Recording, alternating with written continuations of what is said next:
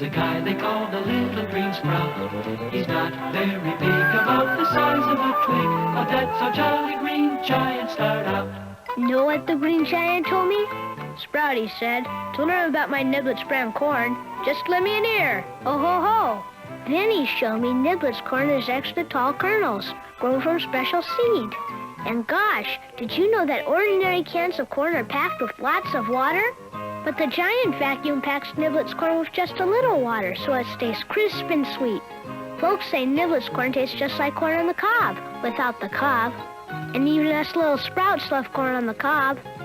So try the Green Giant's Niblets corn, 'cause it's super delicious. Sprouts honor. In the valley of the jolly Ho ho ho. green giant.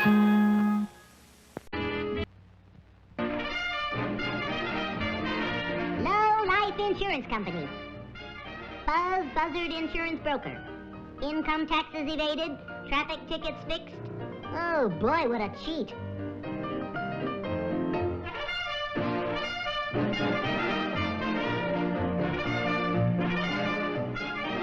Oh, he's open for business.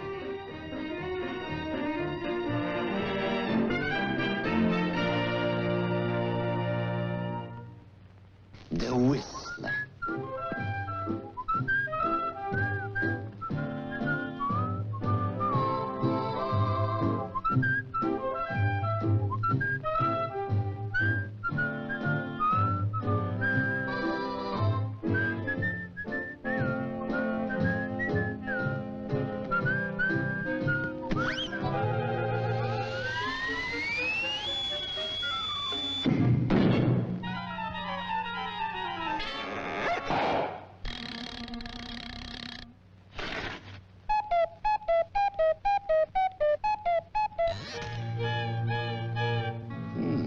One never knows when a little accident might prove fatal, does one?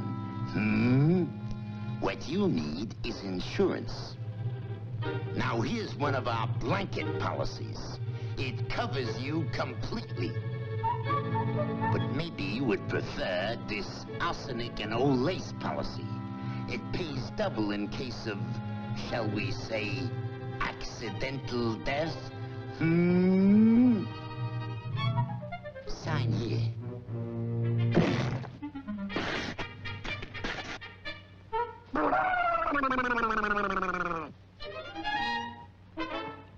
In case of accidental death of Woody Woodpecker, his beneficiary, Buzz Buzzard, will receive the sum of $10,000.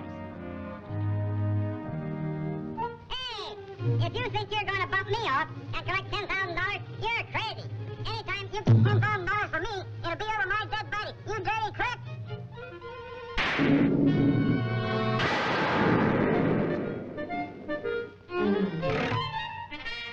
Guess who?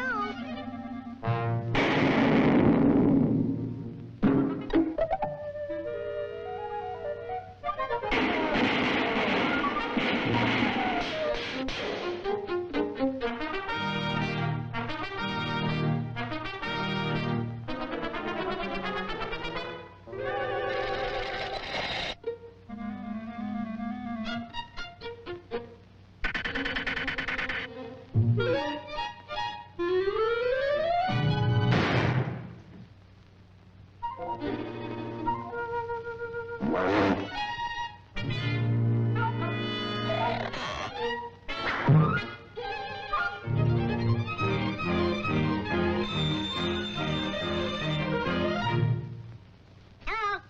It's for you. Hello?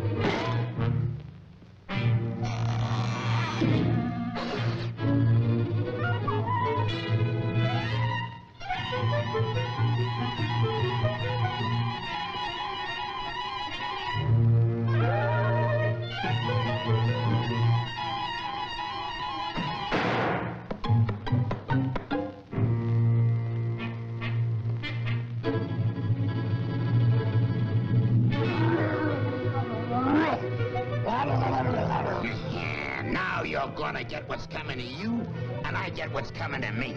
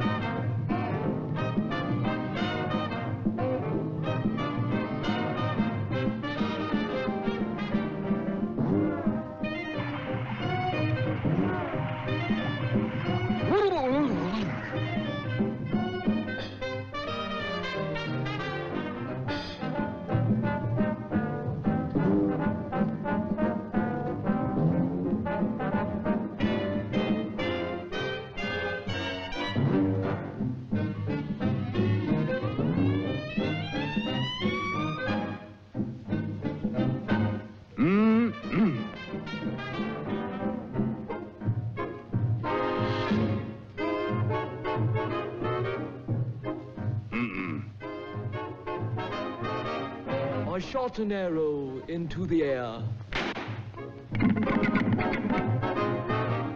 Here comes the chief! The chief! Here comes the chief! Here comes the chief! The chief! Here comes the chief!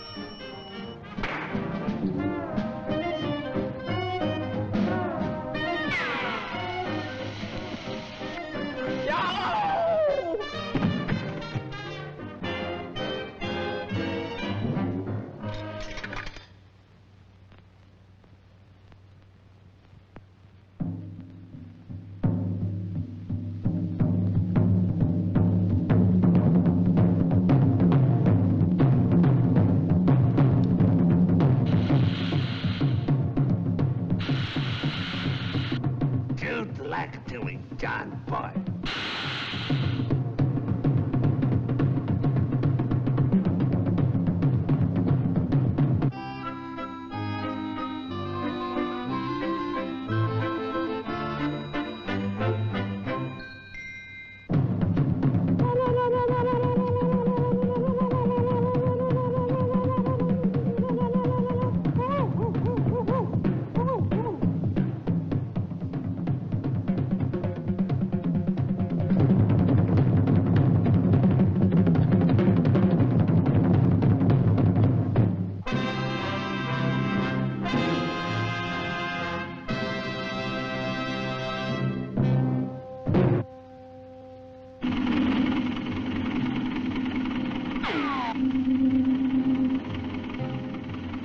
Are there any Indians around here? Indians? Why, there ain't been any Indians in these parts for 20 years. I don't think.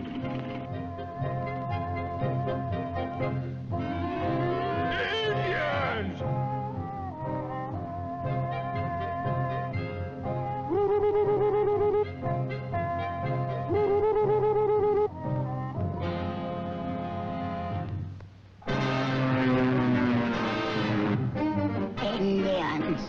Indians. Indians. Indians! friends.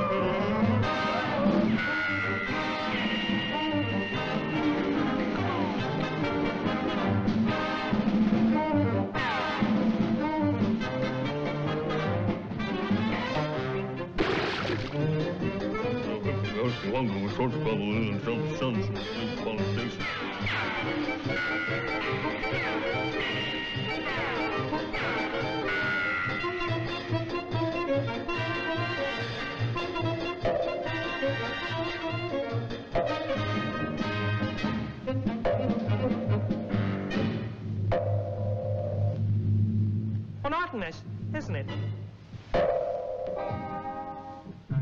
I shot an arrow into the air, and where it fell,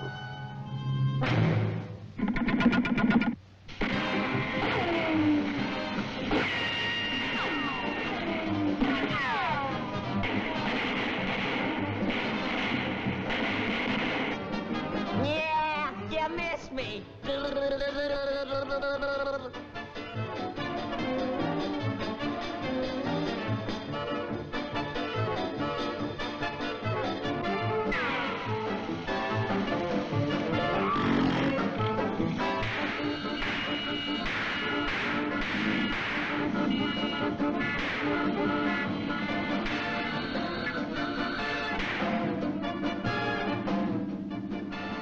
Imagine that.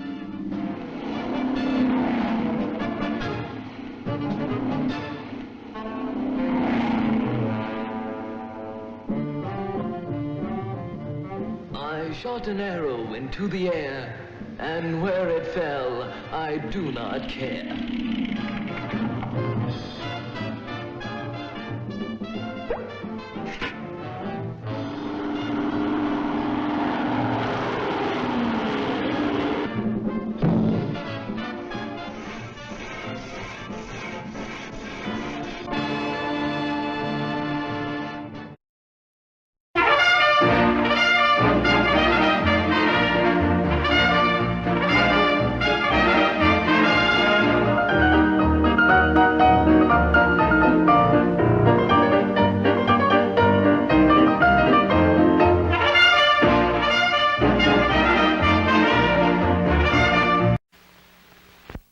Well, we're all out of orange-flavored tang. Golly, the grape flavor's gone, too. Listen, why don't I go to the earth and get some more? Yeah? I could trade them some rocks. Rocks? For an instant breakfast drink with more vitamin C than orange juice? Sure. I'll be right back. What is vitamin C anyway? Well, I'm back. He got both orange and grape flavored tang. For a bag of rocks. Uh-huh. Sometimes I wonder if there's intelligent life on that planet. George of the jungle. George of the jungle. Who faces danger with a smile. George of the jungle. Who put the croc in crocodile. George of the jungle. Who makes the tiger cringe and crawl by uttering his mighty call. It's the greatest swinger of them all. Oh! George! It's a well-known fact that all African elephants trumpet. It's a lesser-known fact that they all trumpet in the same key, F sharp. It's a very little-known fact that there's only one elephant in the world that trumpets in a different key, E flat. And that E flat elephant is the personal property of George of the jungle. Up, Shep. Sit. Good dog. George, Oh, hi, fella. for the last time, I am not a fella, and that isn't a dog. It's an elephant. Me, George. You, Jane. Shep, puppy. Big, gray, peanut-loving puppy. What makes you think so? Speak, Shep. Jane here, E flat. All elephants have sharp. Roll over, Shep. No, Shep. Out the way. That's him, Rosie. E flat. The only one in the world. Oh, Charlie, he must be worth millions. Yeah. Just think, Rosie, if we can snatch him and sell him, we can get out of this lousy jungle and go someplace exciting to live. Like where, Charlie? Schenectady, New York. Schenectady. Oh, Charlie, let's do it. Let's. But the two renegades have been spotted by one of George's jungle friends who flew to his treehouse post-haste. What'd he say, George? Him say, "Awk, eek, eek, tookie." Meaning? Charlie Fowler and African Rose here to steal elephants. In that case, you'd better go and check the elephant herd. Better yet, George, go check elephant herd. How did you ever think of that? Animal instinct. George have keen sense of survival. Come. I thought you had a keen sense of survival. True, but weak sense of direction. Look there, Rosie. They left their precious pet unguarded. Not quite, for inside the treehouse, Loyal Ape was catching up on his correspondence. To His Exalted Majesty, the Maharaja of Raleigh-Pur. Dear Boo-Boo, I must say I disagree with your theory that pragmatic cognition presupposes. Oh, my sainted Aunt Nigugu, it's Charlie Fowler and African Rose. Just then, the evil Fowler whipped out a deadly blowgun. Charlie, dear, you're going to blow one of those cute little poison darts at him. Not on your life, Rosie. They're expensive. This is just a cheap little tranquilizer pill. Oh, Charlie, you're so resourceful. I say. Butterscotch Milltown. My favorite flavor. Hey, Jack, can we borrow your doggy for a while? Well, actually, that's the world's only E-flat elephant worth a king's ransom. But, oh, I couldn't care less. Okay, Jumbo, into the truck. Meanwhile, back at the herd...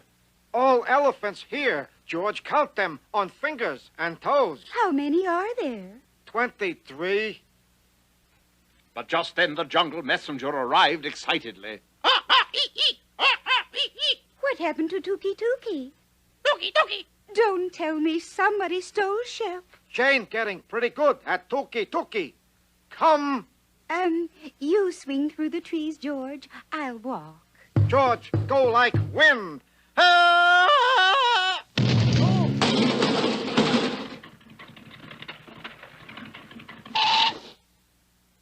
Well, there's the docks just up ahead, Rose. We'll soon be on our way. To Saugamuck. Not Saugamuck, Schenectady. Oh, say it again, Charlie. Not Saugamuck. Oh, you know, sometimes I think we should have stayed on that riverboat.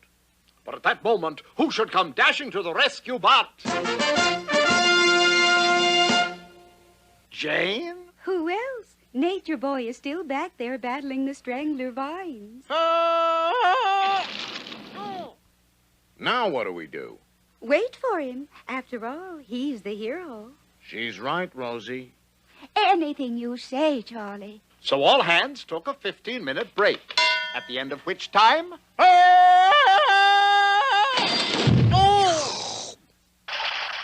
George here to save faithful doggy. Hands up, George of the Jungle. This is the end of the vine. Oh, Charlie, that's very amusing. Yeah, well, I had 15 minutes to think it up. What will you do now, George? No fear, Jane. George now call lions. Lions come and save Shep.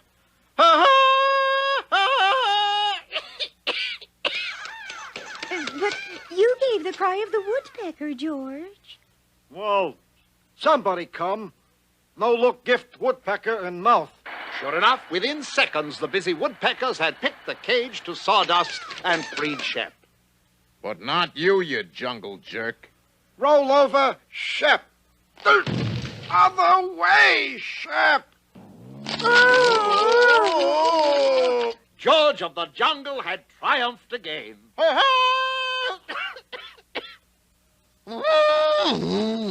Charlie, did you hear that? What was it? F-sharp. F-sharp? Well, that means that elephant's voice is changing. Oh, George, we're losing our baby. Well, you can have him, George. He's just like any other elephant now. Not elephant. Shep, good doggy. Him come when I call. Him sit up. Him roll over.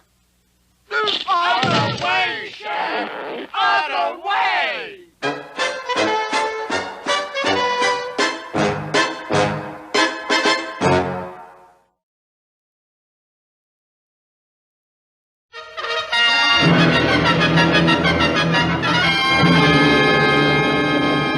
It's time for Super Chicken.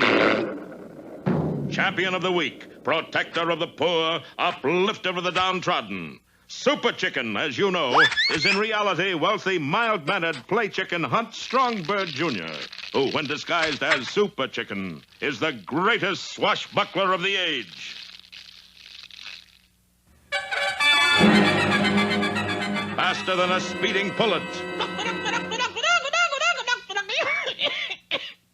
Able to leap tall chicken coops in a single bound. More powerful than the 515 out of Dallas. It's Super Chicken, living example of his motto, the weak shall protect the strong. Our story starts today on the world's largest chicken ranch, owned and operated by chicken tycoon Eggs Benedict. Eggs Benedict ate with the chickens. He slept with the chickens. Day after day, he was never out of reach of those chickens. Then one afternoon, it happened. Eggs Benedict got chicken fatigue. Eggs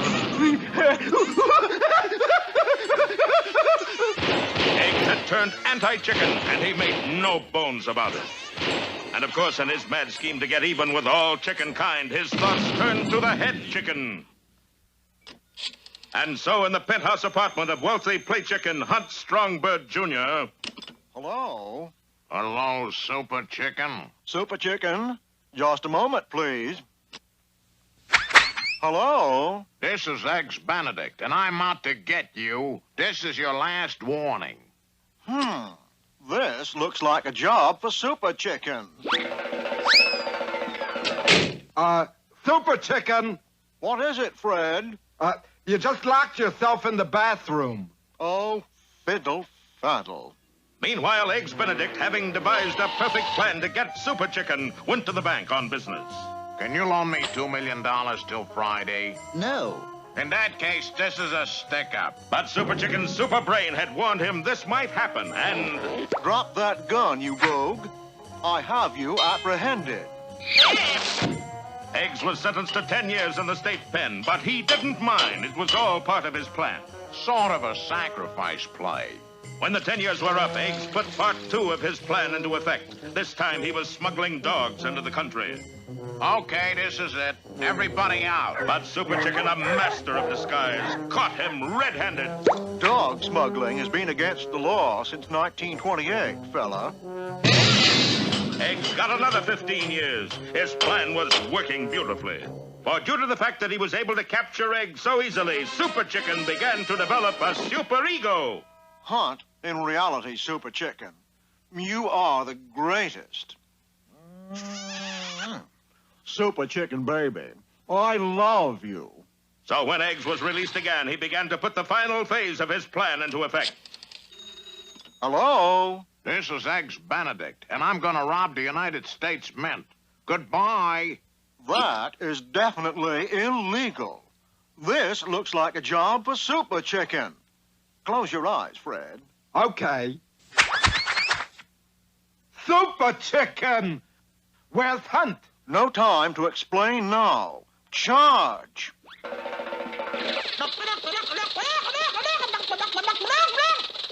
Racing across Arizona, Wisconsin, and South Carolina, Super Chicken made it to the Denver Mint just in time. So, you caught me again, Super Chicken. I did? Here, you hold the money. I'll get the cop. Now, what's all this about somebody robbing the mint? It's true, officer. Who did it? He did. The trap was sprung, and it looked bad for the overconfident chicken. His only chance was to throw his super brain into high gear. And in less than 10 minutes, he had the answer. Wait. I am innocent, and I can prove it. Close your eyes. Oh! Why, it's Wealthy Play Chicken Hunt Strongbird Jr. Right. And I own the mint. How can I be guilty of stealing what's mine to begin with? Yep, you're innocent, all right. Wait a minute. What happened to Super Chicken? No time to explain now. Officer, arrest that man for false arrest. Eggs Benedict was found guilty and sent back to prison. But I'll be out of here in 99 years, and then I'll spend the rest of my life getting Super Chicken. But till that day, the mighty chicken is free as a bird to carry on his fight against evil. So when you hear that cry in the sky, you'll know it's Super Chicken.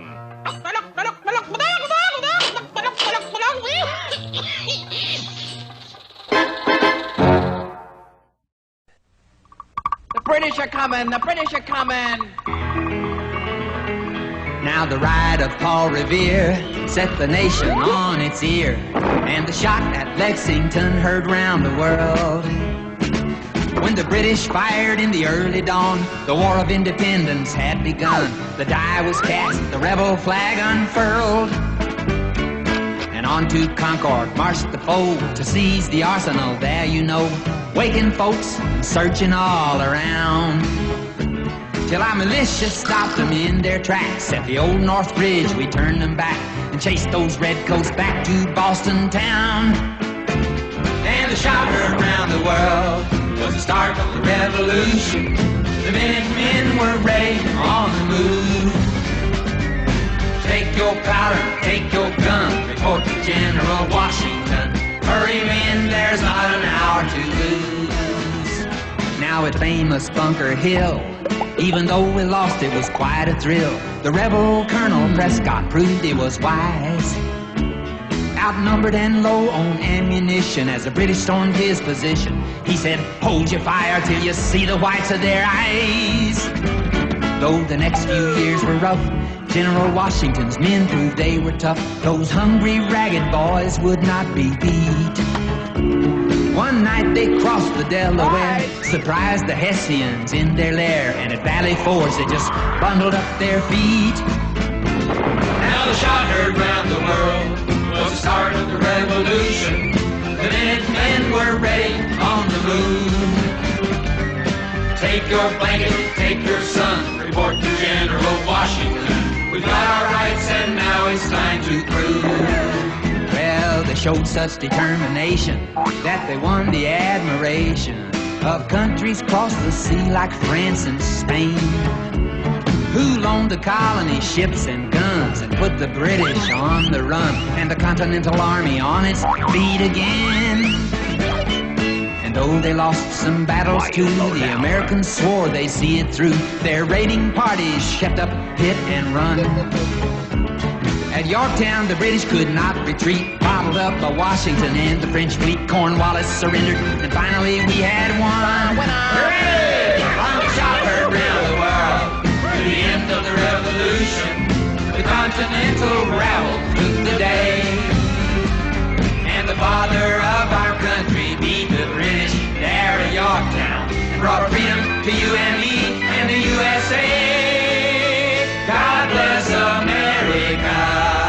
Let freedom ring.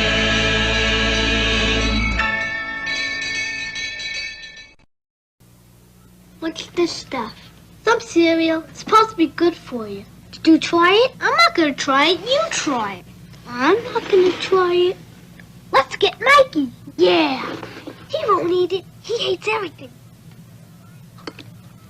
He likes it. Hey, Mikey. When you bring life home, don't tell the kids it's one of those nutritional cereals you've been trying to get them to eat. You're the only one who has to know.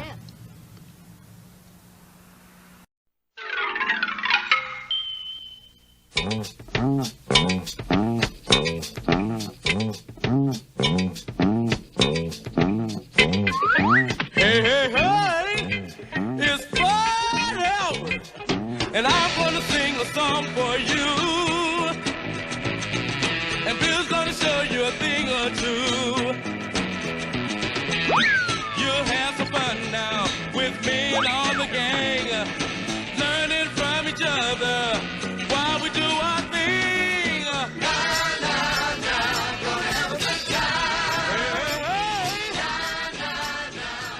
This is Bill Cosby coming at you with music and fun.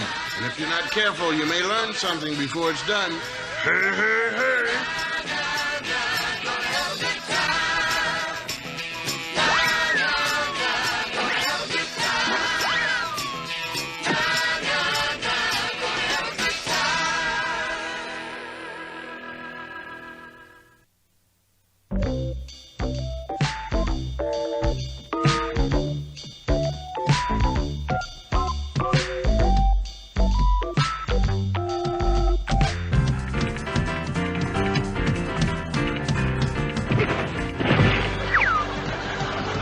To help me, Russell, not them.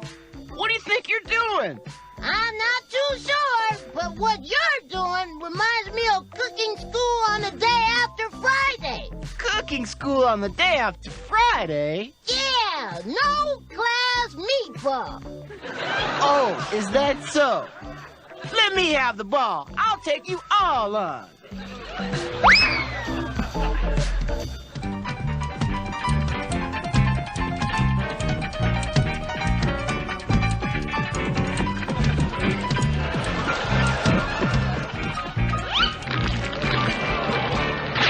Oh, man. Oh, believe it, lucky, man. What's that, man? What kind of stuff was that? Well, you've got to admit old Rudy tried to sneak one by them. Let's see if he can do it again. Oop. Hello? Who's that? Wonder who that is. I never saw him before, man. Where'd he come from? Way to go, man! Strike a man! Wheeler, this is Spanish Hat. Come on in, Wheeler. This is Wheeler. How you doing, Hat? Just fine, just fine. Say, I'm going to be up in your part of the state next week. Maybe I'll drop in on you. After 2 years on the radio, it's high time we meet in person. I'd like to, Hat, but we just moved into the neighborhood, and I'm pretty busy getting to know my way around. Maybe we can do it another time. Hey, should we go over and talk to him? Yeah, what did he say? Man, you don't know. Well, it's time for the Brown Hornet. I'll go see if he wants to watch with us. We're going down to our clubhouse and watch the Brown Hornet. You want to come with us? No, I don't think so. I better get home and help my folks unpack. Well, maybe another time. Maybe. Says he can't come. Says he's got to help his folks. I had the feeling he just didn't want to come. Maybe I said something wrong.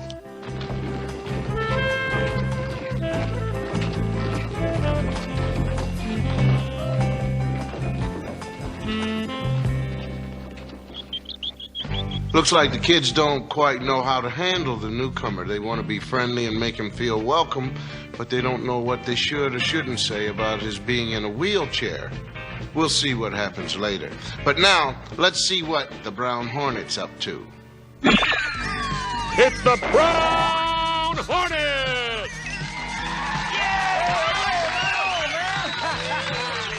As we rejoin the Brown Hornet, he and his friends are coming in for a refueling stop on the little-known planet of Podunkia.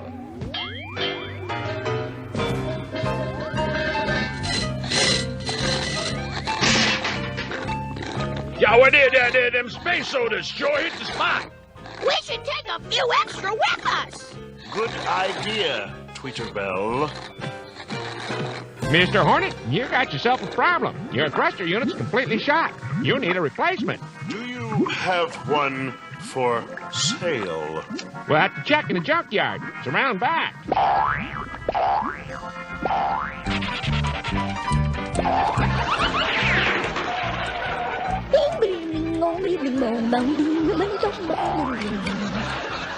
Wow, look at that. What is that?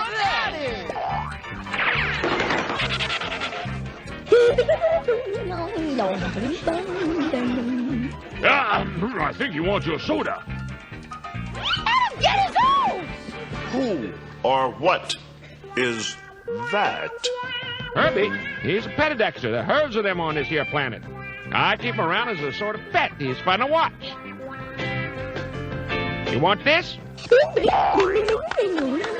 All right, you know what to do.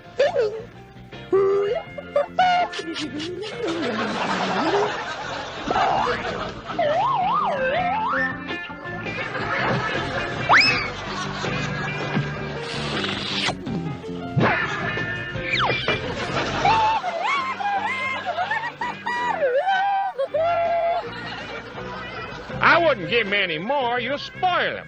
Let's go check for that thruster unit.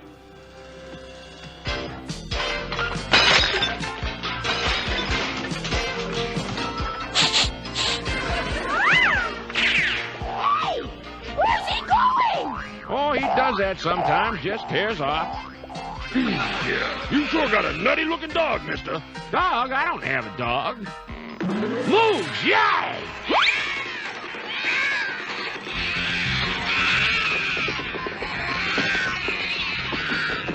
Oh, man. Save himself. Not fair. I can't look.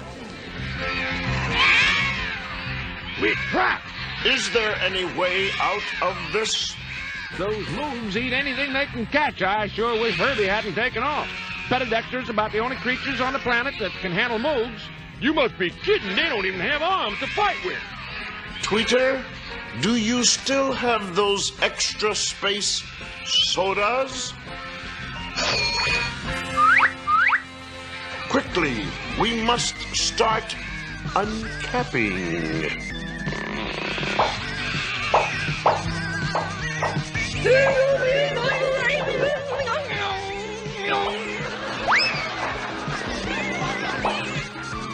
That's the last soda.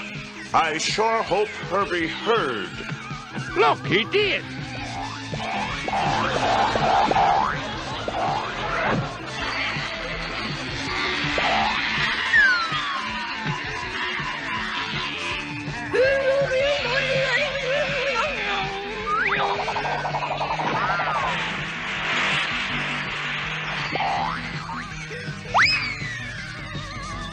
He's cut the moogs off from us.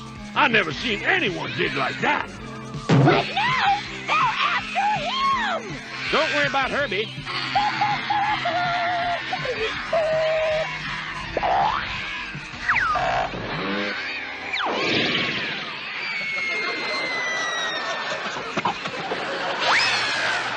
Did you see that? And I thought he couldn't do anything against them moves. It just goes to show you that some people can do a lot more than you think they can. I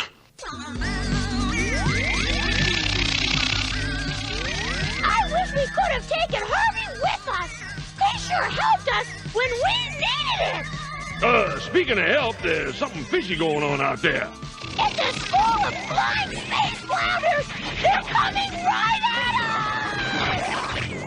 Will our daring heroes survive their latest dangerous threat? If so, how? Tune in next time for another exciting episode of The Brown Hornet! Oh, man. Man, I don't see it. How about that, Herbie? I mean, he might not have any arms, but he sure gave the Brown Hornet a hand. It's like the Hornet said, you'd be surprised what some people are able to do, especially when they seem a little different. And that's a good thing to remember, so why don't you think about it? See you soon. And we'll find out what's happening with Wheeler.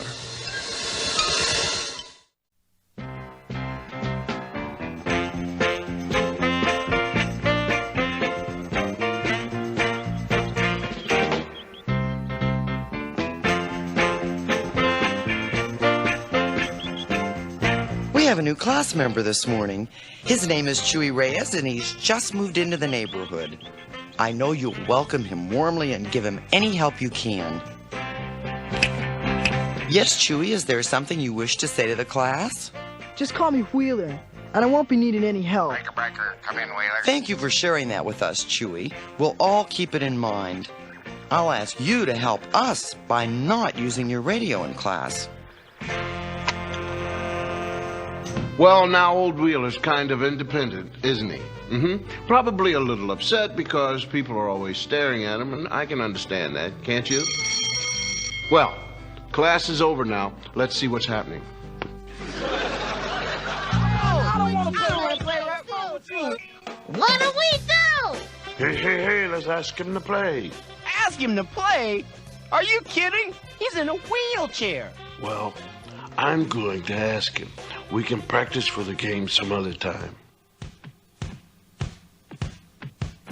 Want to play with us for a while? We were just practicing for our game with the Tigers next week, but we can do that tomorrow. Nah, you go ahead with your practice. Looks like you need it.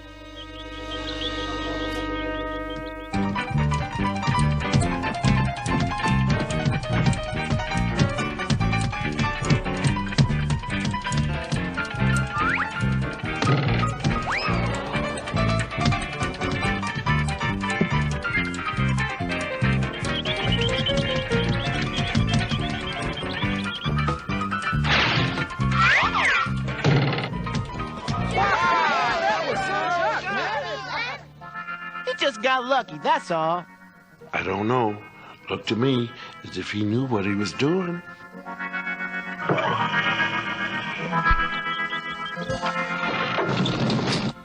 I wonder how Wheeler manages to get around turns without crashing. I'd ask him if he were a little more friendly. He doesn't want to be friends. How many times have you tried to talk to him already, Fat Albert? I'm not counting, but I'm going to keep right on trying. Well, here's your chance.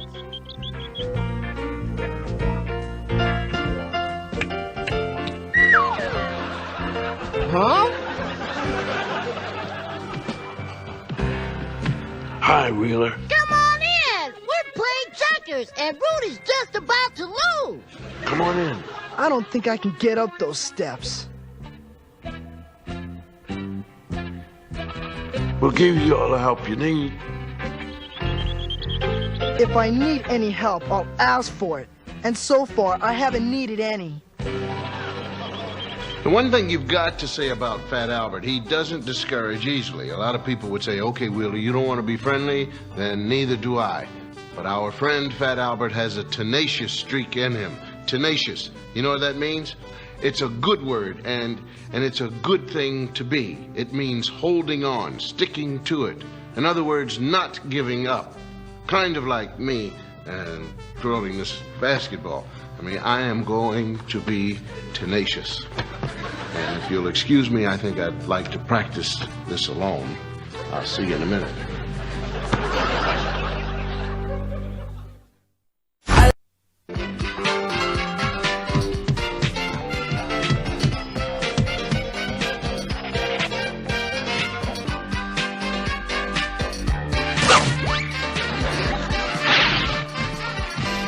We gotta get some practices in if we're gonna beat those Tigers next week.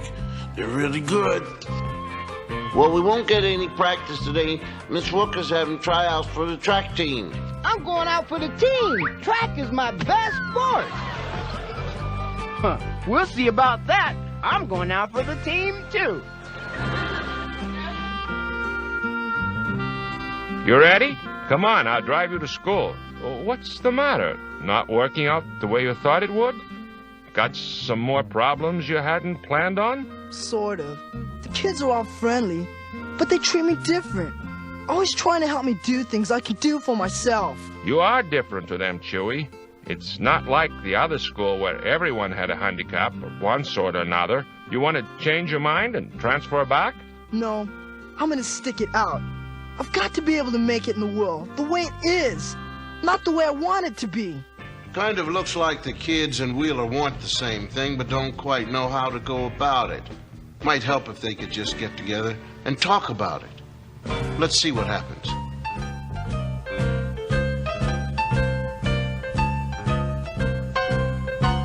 What kind of athletic program did you guys have at your other school, Wheeler?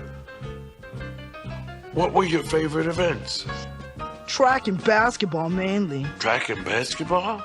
Were they set up the same way as ours are? Well, we didn't have pole vaulting and high hurdles in our track program. How about the running events? How did you manage them? Same as anybody else. Wheelchair times are almost as good as regular times. Sometimes, at least. All right, boys and girls, time for the track team tryouts.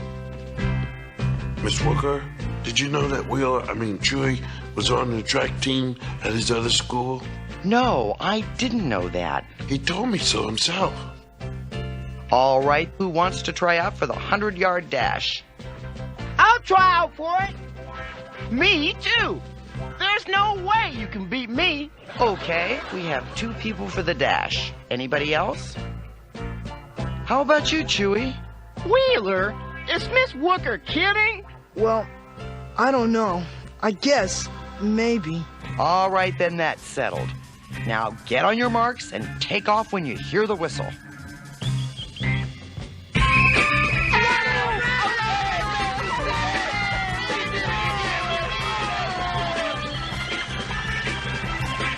Go, Wheeler, go!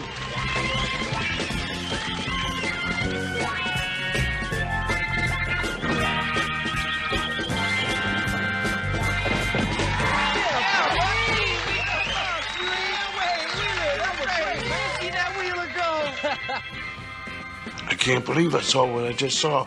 What else can he do? I play a little basketball. Basketball? How little? I was the captain of our team.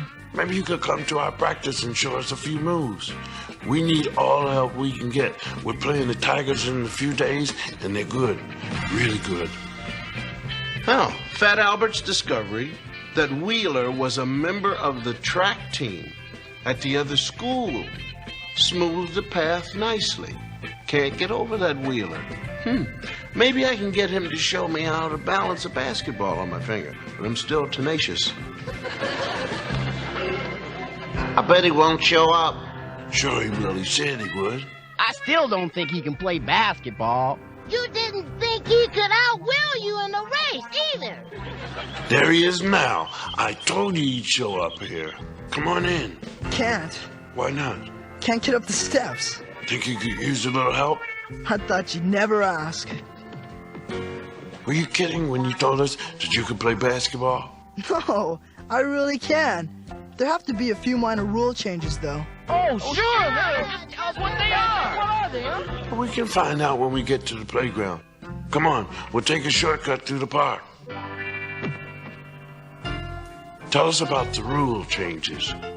Not too many, really. I need someone to stand in for me on the jump-offs, and no penalties for traveling. Is that all? Yeah, I guess that's about it. Hey, let's get underway. Wheeler, you can be on Rudy's team. He needs all the help he can get.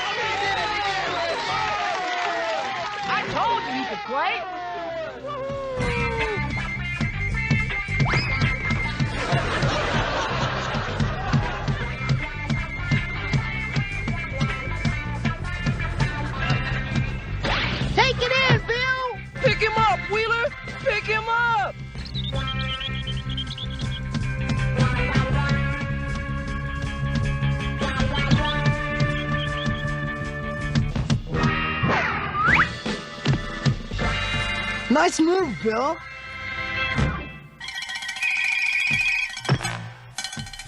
Wheeler's open.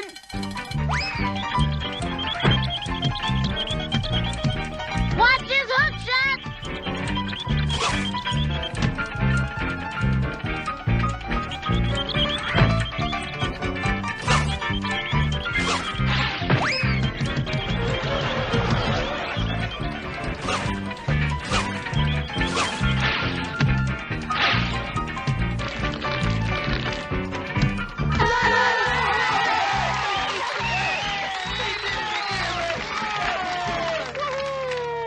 Hey. Man, you sure did that. We didn't know you were that fantastic. Bring on those dice. Did you see that hook for him now? Wheeler, if I didn't see all that with my eyes, I wouldn't believe it. Is there anything at all you need help with? Yeah, there is something you can do for me. What's that? Build a ramp up those clubhouse steps so I can come inside and watch TV with you guys. Would this afternoon be too soon? Wheeler, this is Spanish Hat. Come on in, Wheeler. This is Wheeler, Hat. This is Wheeler. Can't talk with you right now. I'm busy with some new friends. 10-4 on that, Wheeler, and I'm still looking forward to meeting you. Me too, Hat. Anytime you say. Talk to you later. I guess sooner or later everybody needs a little help, but sometimes too much is worse than none at all. And by the way, did I show you what Wheeler taught me? Not too bad, not too good, but I'll see you next time, and it may be better, because I'm tenacious. Still have the fingers.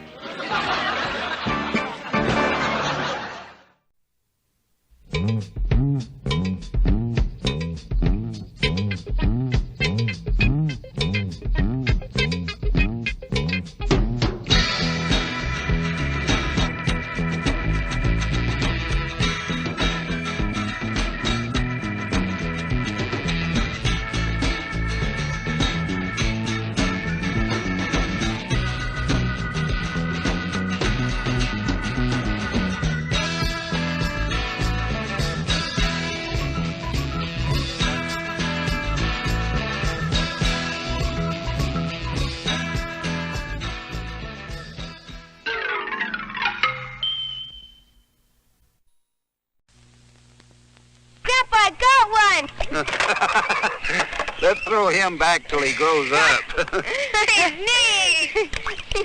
Good morning. I don't get to spend much time with my grandchildren, so when we get together, we start early. Grandpa, I'm hungry. But we haven't caught our breakfast yet. Oh, Grandpa, we know you brought grape nut cereal. Okay, let's eat. They're learning. Grape Nuts is a no-nonsense natural cereal made from hearty wheat and barley and fortified with vitamins. Here, Grandpa. But what I really like is the way Grape Nuts feels in my mouth. Good and crunchy. That's because it's oven-baked, then toasted for crunchiness.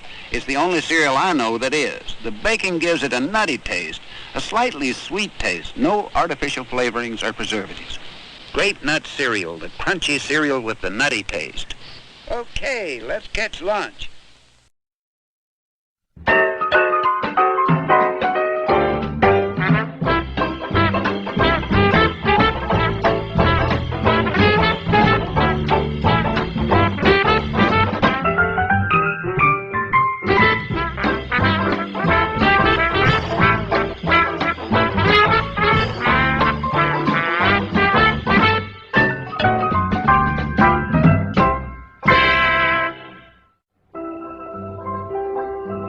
I'm an anteater, and wherever there's a picnic, sooner or later an ant is going to show up.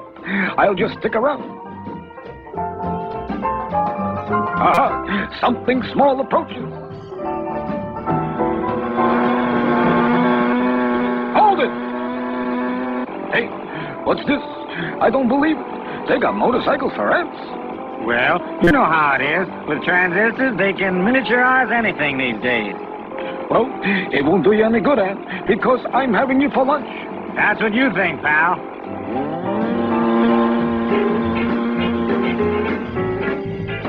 So it shouldn't be a total loss. I'll get him on the return trip. Man, I never saw so much delicious food.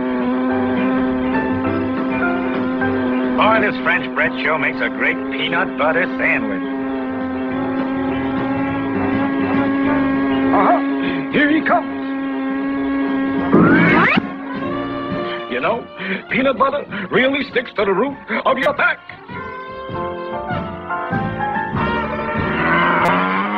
This time I'll give him a good snack. Then I'll have a snack.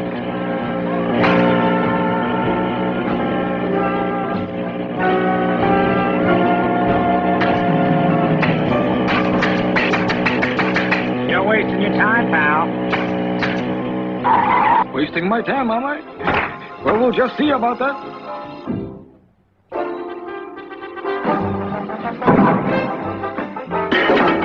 I can't fail this time. He's got to come this way.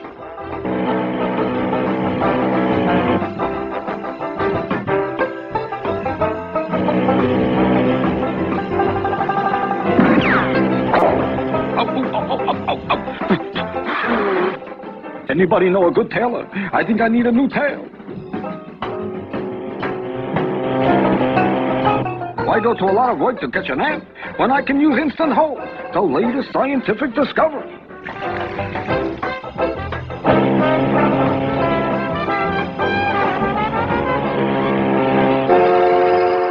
Fooling with science.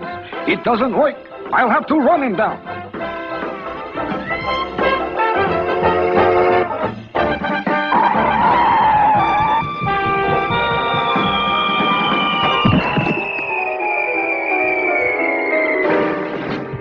I was wrong.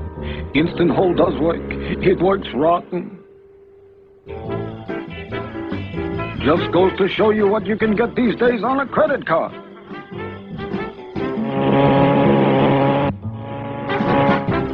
All right, wise guy, you met your match. You press down on the starter and...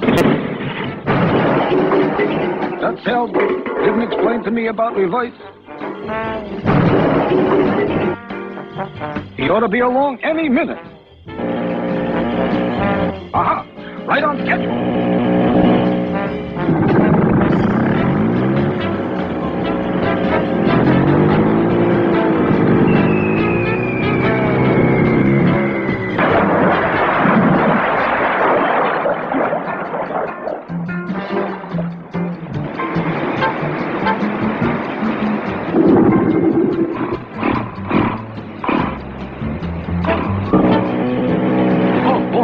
That was a close one.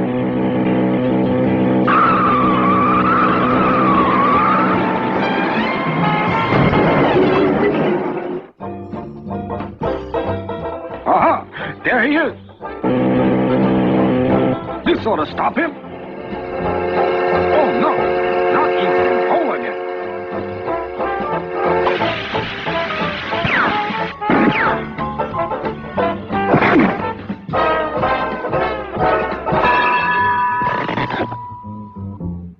I hate you, Instant Hold.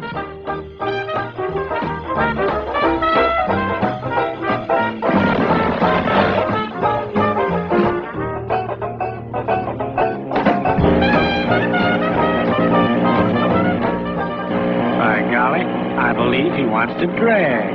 Okay, buddy, let's go.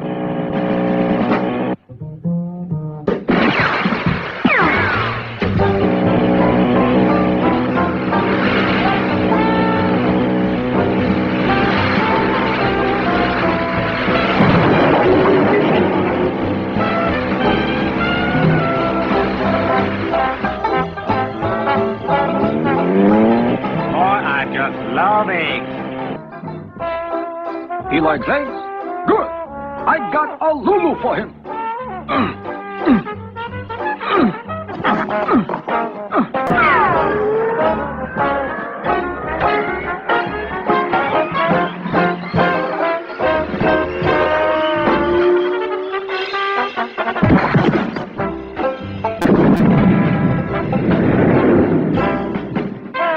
And to think, this picture started out to be a picnic.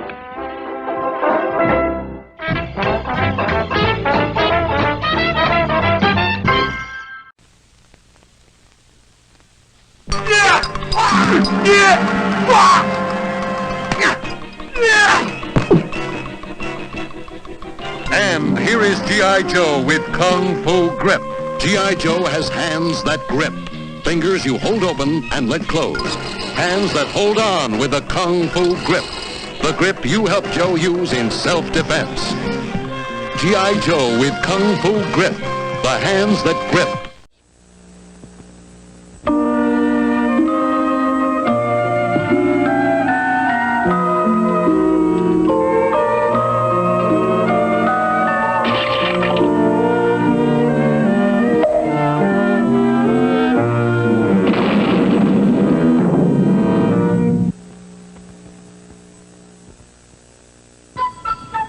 Once upon a time, there was a young prince who ventured into the woods in search of game. Somehow, during the course of the day, he became lost, for he found himself in a part of the forest where he had never been before. He was tired and hungry, and it was growing very late. Just then, he saw a light, and there, a short distance away, stood a great castle. Rushing up the path, he knocked on the huge door. If you're selling weird story magazines, we don't want any. Go away. Wait. I am a handsome prince who has lost his way. Could you spare a 32-course feast in a master bedroom for the night? A prince? Well, in that case, come in. You're just in time for dinner. Taking the lad by the hand, the king led him inside. When they entered the main dining room, the prince was shocked at what he saw. There were 7 chickens sitting around the table, and they, along with the king, proceeded to peck away at the dishes of corn that sat before them. Eat, boy, eat. What's the matter? You haven't pecked a thing on your plate. I'm suddenly not hungry. Oh, that's too bad. What's that, Florence? That was very funny. What happened? Florence just told a joke. That's all. Son, I'm glad you came along. I've got a problem. Yes, I noticed that. The king went on to tell the prince an incredible tale of how a witch had come to his castle one dark day and cast an evil spell that had turned all his loving daughters into chickens. Oh, so that's it. Those chickens 7 are your daughters. No, 6 of the chickens are my daughters. The 7th one is the witch herself. And here comes the plot. Right you are. The spell on my daughters cannot be broken until I can discover which of the 7 chickens is the witch. Well, now, this is the sort of thing that all handsome princes wait for. The next morning, he got up with the chickens and set about his task. It's no use, my boy. Chickens have a nasty habit of looking just alike. Well, that's true, but they don't think alike. The one that's the witch thinks like a witch. With a plan in mind, the prince soon had disguised himself as a beautiful maiden. Your mascara is running, and what's the plan? Simple. I pretend like I'm Snow White. There isn't a witch in the world that can resist a setup like that. Watch this. Lining up the 7 chickens, the prince, in his Snow White suit, ran through the courtyard proclaiming to the top of his voice, I am Snow White. I do so hope that any witch around here that is disguised as a chicken won't give me a poison apple. None of the 7 chickens paid the slightest bit of attention. But an ogre that happened to be casing the castle did. He saw that this was a chance to cop what he thought was a fair maiden, which he wasted no time in doing. But just then, a handsome knight chanced to arrive on the scene and rushed to the rescue. Never fear, fair beauty. I shall save you. With that, the knight flew at the ogre.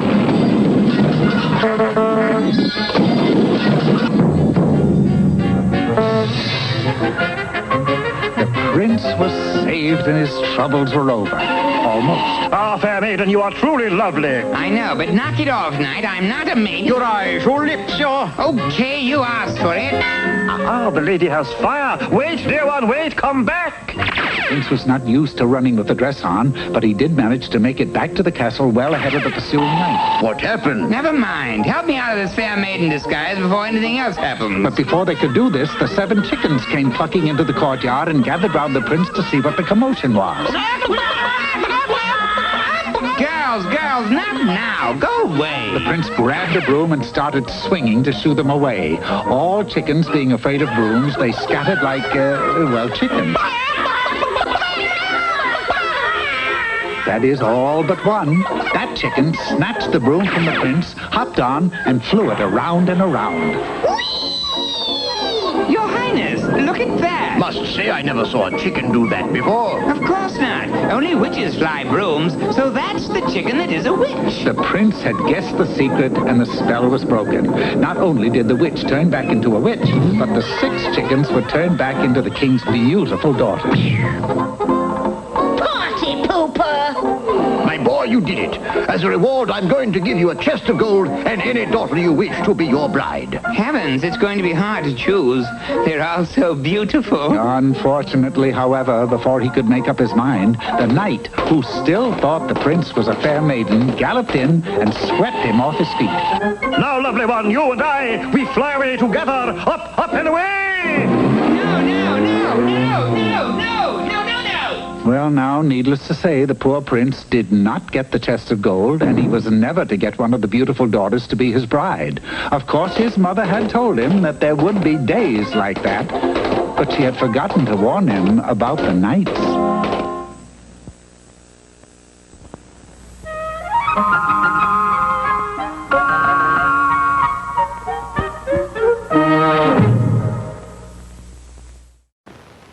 We are going. We're not.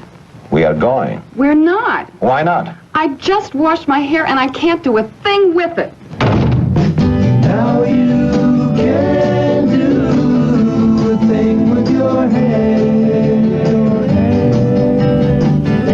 Twice as Nice shampoo from Lever Brothers. It's shampoo and conditioner in one. Look, we washed half this girl's hair with plain shampoo, the other half with Twice as Nice. Plain shampoo can leave it snarly, hard to comb. Not Twice as Nice. Plain shampoo can leave it frizzy, hard to manage. Not Twice as Nice.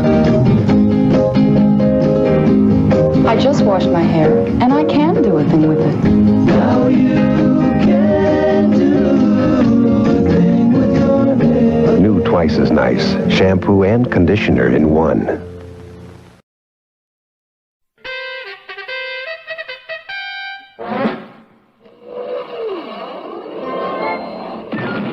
A thunder of jets in an open sky, a streak of gray, and a cheerful... A loop, a whirl, and a vertical climb, and once again you'll know it's time for the adventures of Rocky and Bullwinkle and Friends. Starring that supersonic speedster, Rocket J. Squirrel, with his pal Bullwinkle the Moose, and a host of others. Hurry, Bullwinkle! The show's about to start! I'm coming as fast as I can. Wave to the people! Yay! Now what are you doing? Signing autographs. Let's see. John Smith. But your name is Bullwinkle. I know, but that's hard to spell. We're gonna have a lot of fun. Come on and join us. Sure, there's always room for one more.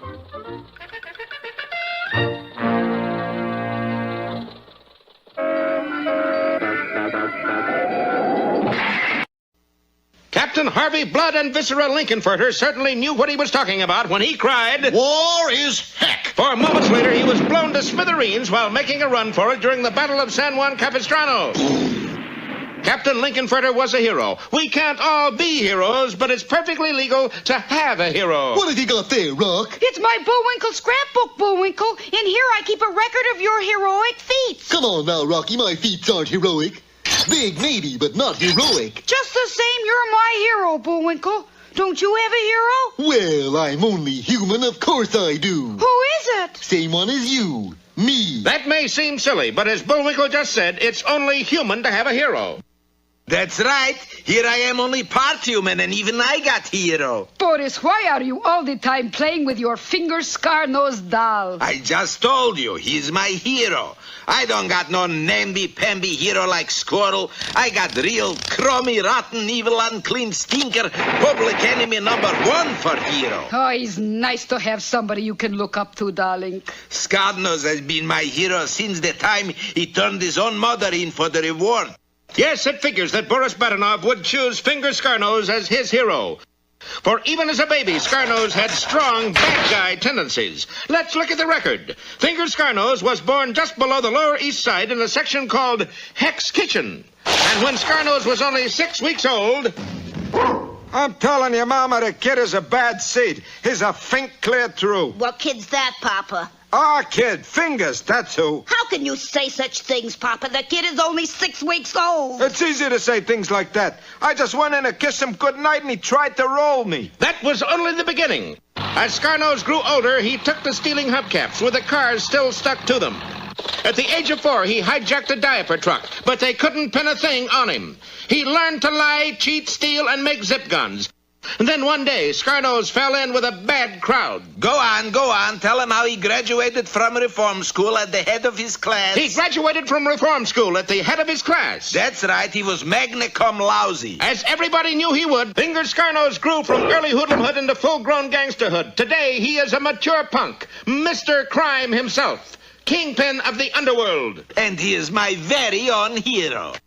Please don't get so excited, darling. I want to be just like Scarnose when I grow up. You are grown up, Boris. Now quiet and listen. In a recent report at a fact-finding committee, Claire Luce Booth stated that... It's been common knowledge for years that Finger Scarnose is a dastardly criminal. Why hasn't he been flung into prison? Yes, why? Perhaps the DA can answer that. We can't get anything on them. You know, handcuffs, leg irons, things like that. Why not? We've never been able to get anybody to testify against him. You mean there's never been a witness against Finger Scar-Nose? Oh, yes. The East River's full of them. No, then our hands are tied. So were the witnesses. Does this mean that Finger Scar-Nose will go on and on making millions through his criminal activities? Will there never be a witness brave enough or stupid enough to testify against Finger Scar-Nose? Be sure to learn the spine-chilling answer to that in our next episode entitled Bullwinkle Sneaks a Peek, or There's Room in the River.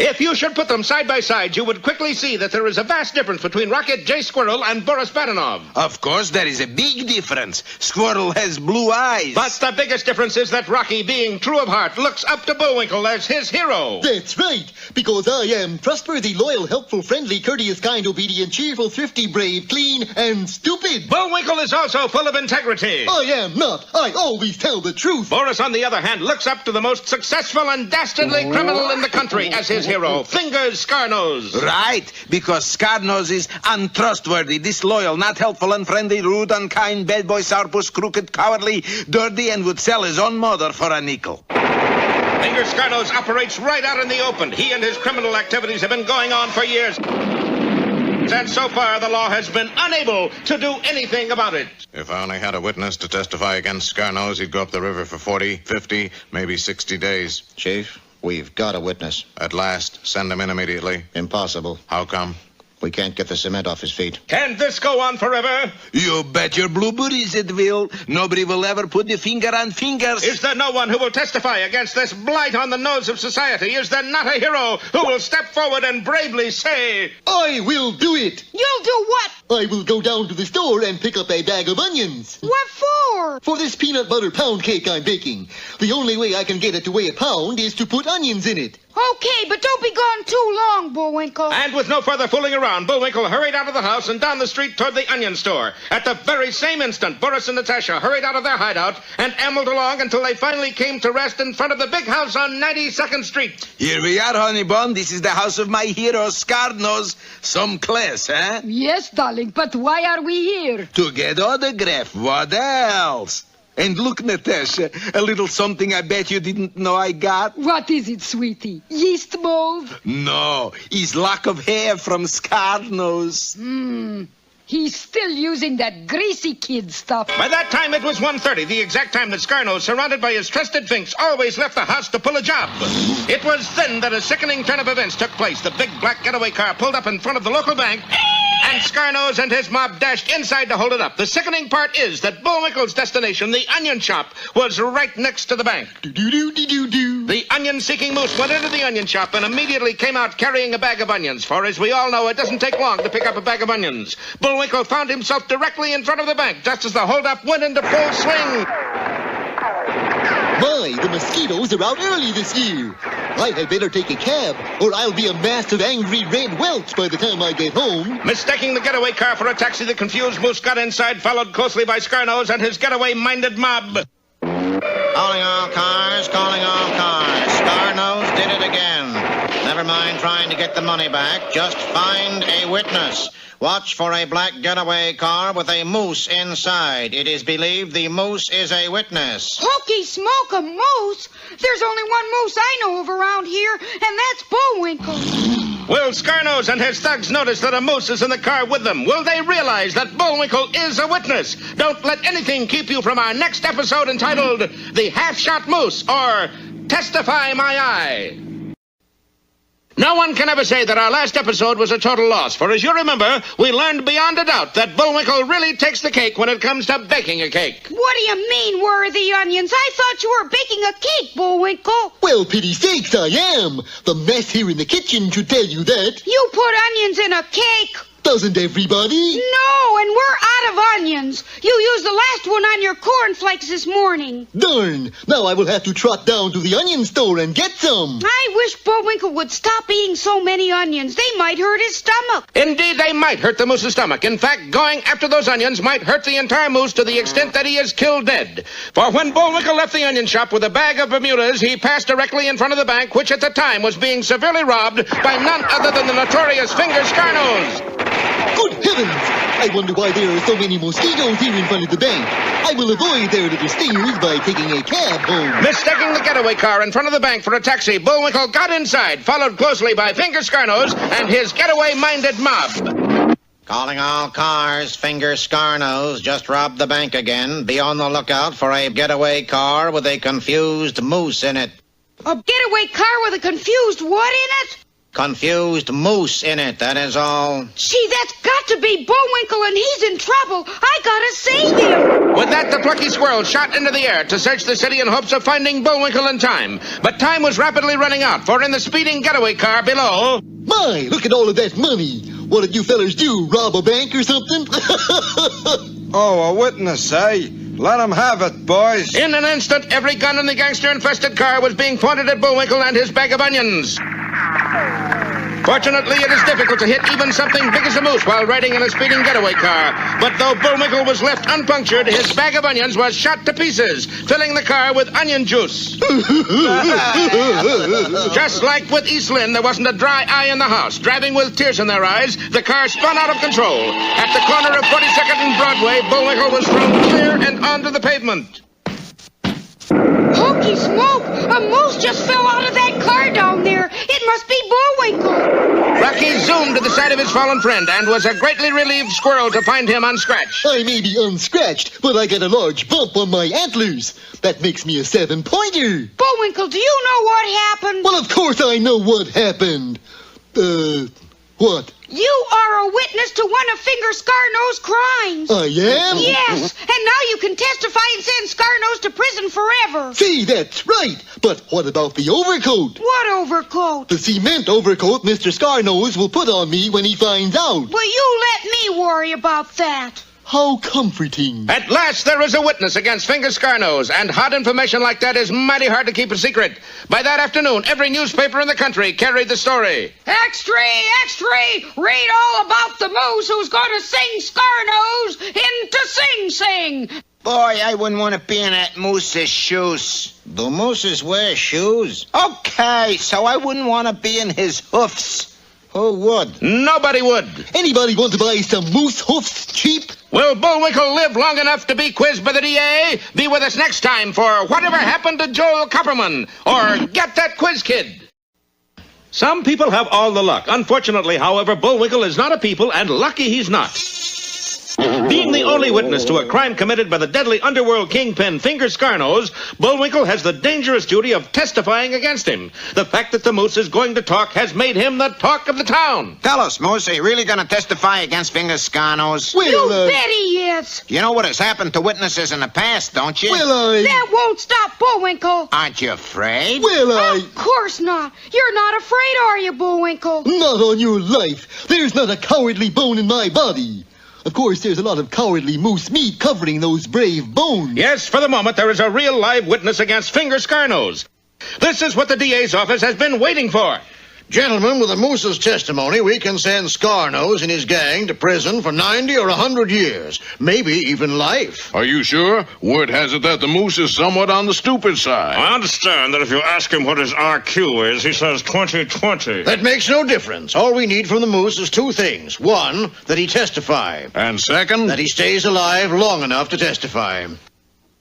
You mugs all know why we are here? Right. You all know that the moose is gonna snitch on me? Right. You all know that if I go up the river, I squeal and take you guys with me? Right. All right. Then will it be a hit or a miss? A hit. Okay. I want that moose hit and hit hard. The hit was on. Next in the order of business was to find an out-of-town torpedo, a killer, someone to do the job. Scarnose himself placed a call to the Torpedoes Union. Hello? Let me talk to hands. Not there? Then let me talk to nails. Gone too, huh? How about feet? Ears? Elbows? Knees? Legs? Belly button? What the hey, isn't anybody there? Why is it you can never find a torpedo when you want one? You called? Who are you? Boris Bedinoff at your service. Are you a torpedo? Am I a torpedo? Tell him, honey bun. He is a torpedo. Can you get the moose? Can I get the moose? Tell him, Natasha. He can get the moose. See? I will kill moose until he is dead for free because you are my hero, Finger Scarnose, big boy. Okay, the job is yours, but you better not miss. Rest easy, boss baby. Moose is practically a memory right now. Here we are, darling. Now what is planned to kill Moose? Doesn't witches disguise in basket apples give you a hint? Boris, you are going to pull Snow White caper on Moose? Good girl. Only I don't got old-fashioned poison apple. I got apple with bomb inside that will blow Moose to bits. Pure genius, darling. Here goes Natasha. Stand back so you don't get pieces of blown-up moose all over you. The postman always rings twice, so that must be he. Hey, you're not the postman. You were a sweet little old ugly lady. Hello, Moose. You like to buy apple? Buy apple? Yes, I'm trying to earn enough to send my mother-in-law to summer school. Only a nickel. Wait a minute. This apple has a worm in it. That's not a worm, that's a fuse. Oh, in that case, I'll take it. Here's your nickel. Fire in the hole, head for the hills. Will Bullwinkle really eat that loaded apple? Pity sakes, that's what I bought it for. Be sure to see our next episode entitled Doing the Big Apple, or May I Have the Next Dunce? Unfortunately, Bullwinkle is the only living moose who can testify against the notorious Finger Scarnose. But Boris Badenov has been hired to correct that. Right, to correct the part about moose living, that is. And last time, you'll remember, it looked as though Boris was about to succeed in doing just that. He had come to the house disguised as an old witch selling apples. And this apple for moose is loaded. It's got big bomb inside. How about it, big boy? You want to buy apple for nickel? Are you sure this isn't the worm in the apple? I told you before, that's not worm, that's the fuse. Convinced that it wasn't a worm, Bullwinkle took the apple as Boris and Natasha dashed for cover in a nearby alley. Hurry, honey bun. We will hide in garbage cans so that we won't get hurt by flying pieces of moose. Hey, what have you got there, Bullwinkle? An apple? Hold it, there's a worm in it. Oh, that's not a worm. The sweet little old ugly lady in the witch's disguise that sold it to me said it is a fuse. Oh, lady, fuse. Could be a worm, though. I can hear his little heart going tick, tick, tick, tick, tick. Hokey smoke, it's a bomb. Quick as a flash, the plucky squirrel plucked the apple away from Bullwinkle and shot out of the window. Soaring high into the air, Rocky desperately searched for a place to get rid of the deadly explosive. Gosh, it sounds like it's getting ready to go off. I'll drop it into that garbage can in the alley where it can explode without doing any harm. Bombs away! Oh, boy. 50 million garbage cans in city, and squirrel drops bomb into ours. The odds against a thing like that must be fantastic, darling. Wasting no time, our heroes decided to throw Finger Scarnose off the track. They boarded a train and sped south for 2 hours. Then, transferring to a bus, they doubled back and traveled north for an hour and a half. Leaving the bus, they paddled a canoe due east up a creek until noon. Then, setting out on foot, they fought their way west through the back country. Do you think we've lost Finger Scarnose, Bullwinkle? I don't know, but you certainly threw me off the track. Where are we? Way out in the country. I could tell that by the stickers in my socks. Let's sit down and rest. No, not yet, Bullwinkle. You gotta hide where nobody'll ever think to look for you. And I know just the place. Where's that? A mink farm. A mink farm? That little squirrel really knew what he was talking about, for who would ever think to look for a moose on a mink farm? So you fellas desire to work mink, eh? Yes, sir. All right, I'll give you $40 a week and all you can eat.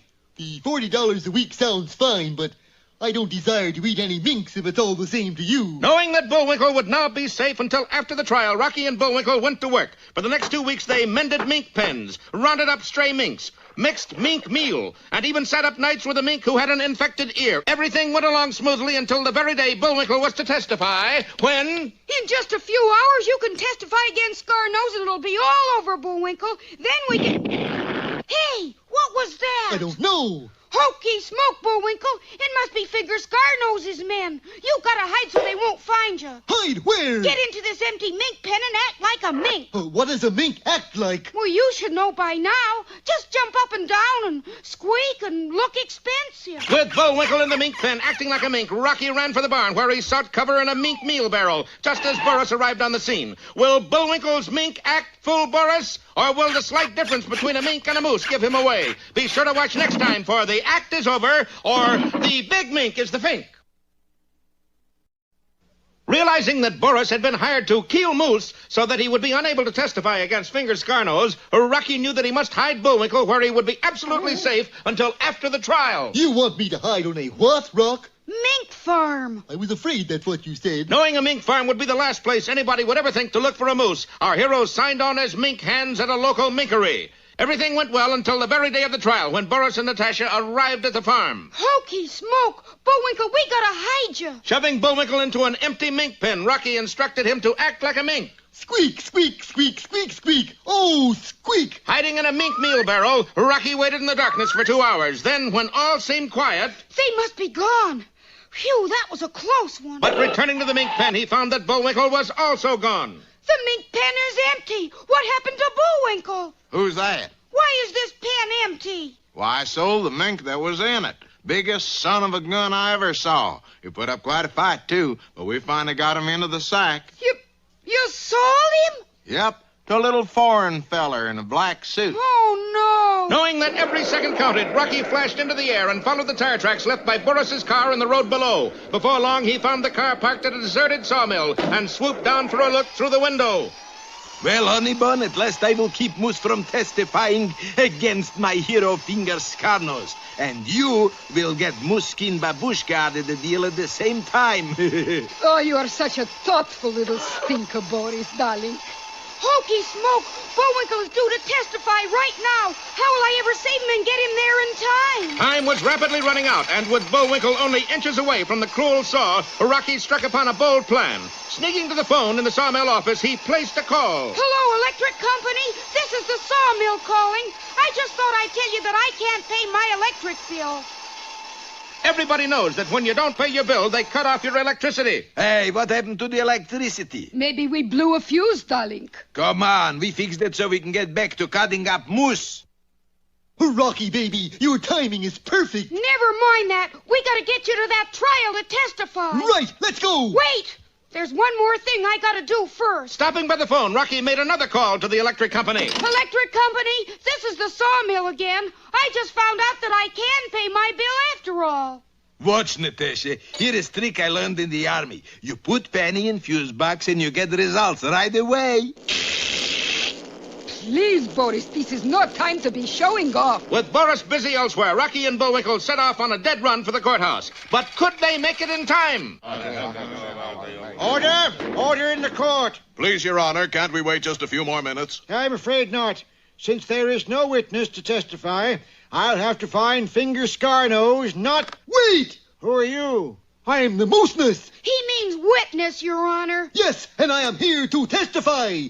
He done it. Extra, extra! Moose's hero, Scar-Nose and gang go to Pokey. Read all about it. Yay! You did it, Bullwinkle. I'm proud of you. I'm proud of me, too, for living through the whole thing. And what about the viewers? We're proud of them, too, for living through the whole thing. Don't miss our next adventures of Rocket J. Squirrel and Bullwinkle Moose. Mrs. Heinzelman has been buying the same brand of peanut butter for 10 years. She thinks it's best, but with the labels of the 3 leading brands hidden, can she pick it out? Which one do you prefer? So you buy Jif? Oh. Do you buy Jif? No. Why did you pick Jif? Because it tastes the best. It really did. It tastes like fresh peanuts. I'll give you a free jar. You can have your regular brand or you can have Jif. I think I'll take Jif. You got it. Okay. More and more choosy mothers choose Jif.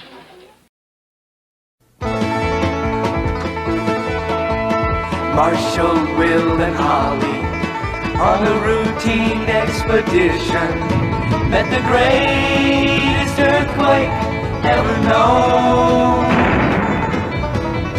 High on the rapids, it struck their tiny raft and plunged them down 1,000 feet below to the land of the lost.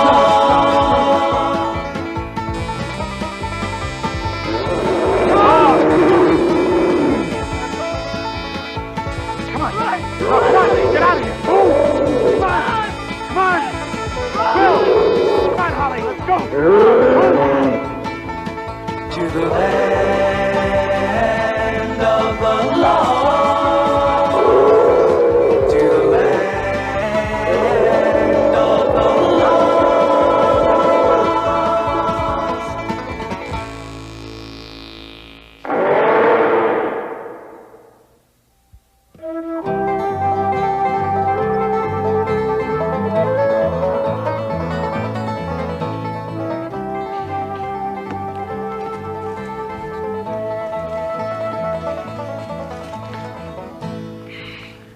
Is anybody thirsty? Uh-oh. I am. Good, good. So am I. Be careful on your way down to the water hole. I knew there was a catch. No, there's 2 catches, Will. You're going with her. I can take care of myself. Of course you can, honey. But remember, this is still a dangerous place. Okay? Here, I'll take them. Daddy gave them to me. Okay. Hey, let's take the shortcut.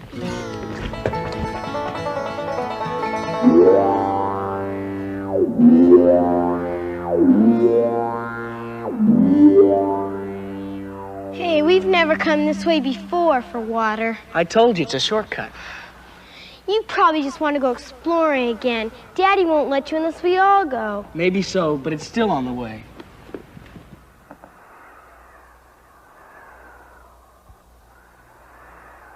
Yuck, let's get out of here.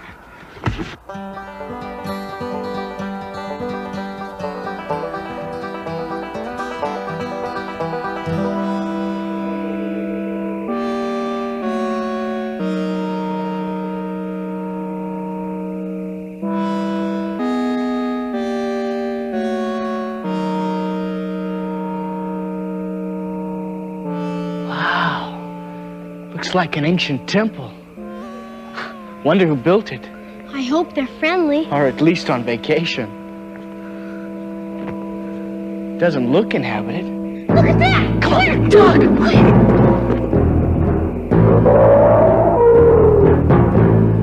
Wow, that's a big Allosaurus. Boy or girl? Huh? Why? I want to know if we should name it Big Al or Big Alice.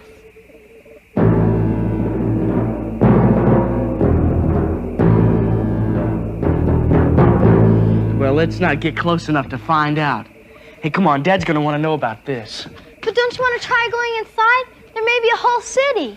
Well, sure, but I gotta watch out for you, and it might be dangerous. Yeah, it is kind of scary, isn't it? I'm not scared. Well, come on.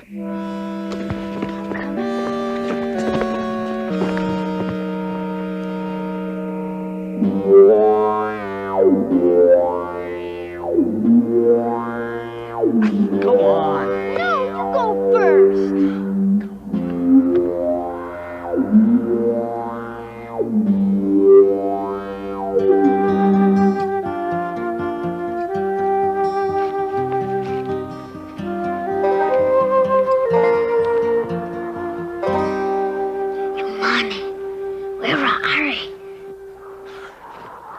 Hey, this is close enough. We can signal Dad from here. What are you sending? If you'd practiced more, you wouldn't have to ask. I'm telling him about the lost city, of course.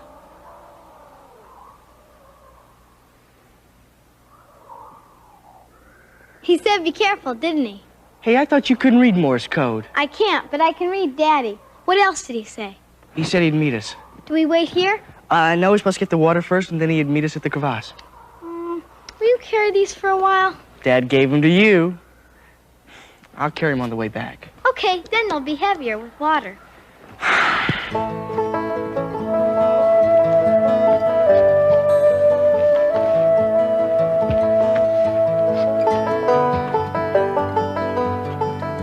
What was that? What was what? I thought I heard something. Last time you heard something, we found a monkey man. He was a Pacu. Hey, look at the footprints. This is funny sand. Dad says it's red because it's oxidizing. That means it's rusting. I know what it means. But who ever heard of rusty sand? These footprints must be fish. They haven't started to fade yet.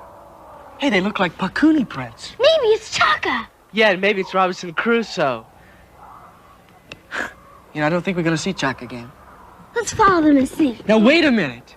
It could be dangerous. We'll be careful. I'm supposed to watch out for you. Well, then what do we do? I mean... Go that way. Well, it's the only way.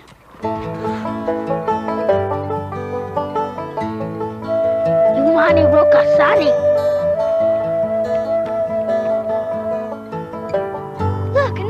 always joined them.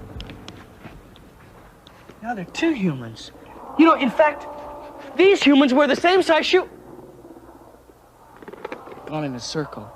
There's no second Paku. We've been following the same tracks. You're wrong, Will. These tracks weren't here before. They're beside the other ones. Come on, let's go.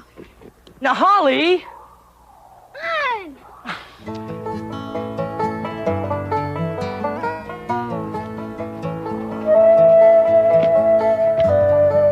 See, I told you they were fresh. And now there are 3 sets of Pakuni tracks. Hey, we'd better stop before we're outnumbered. Yeah. Hey, come on, quick.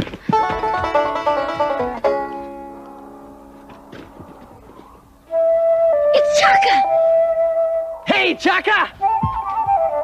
Come on.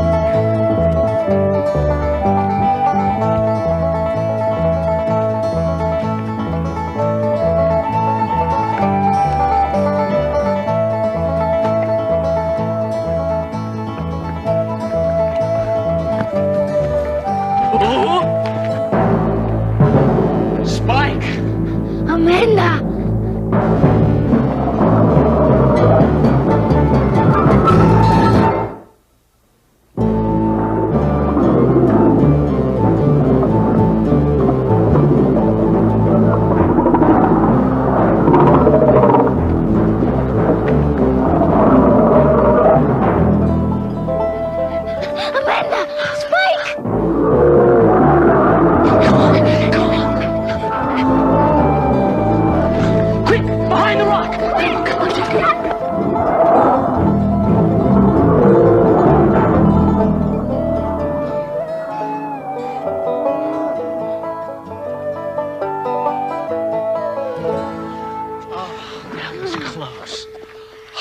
Hey, you okay?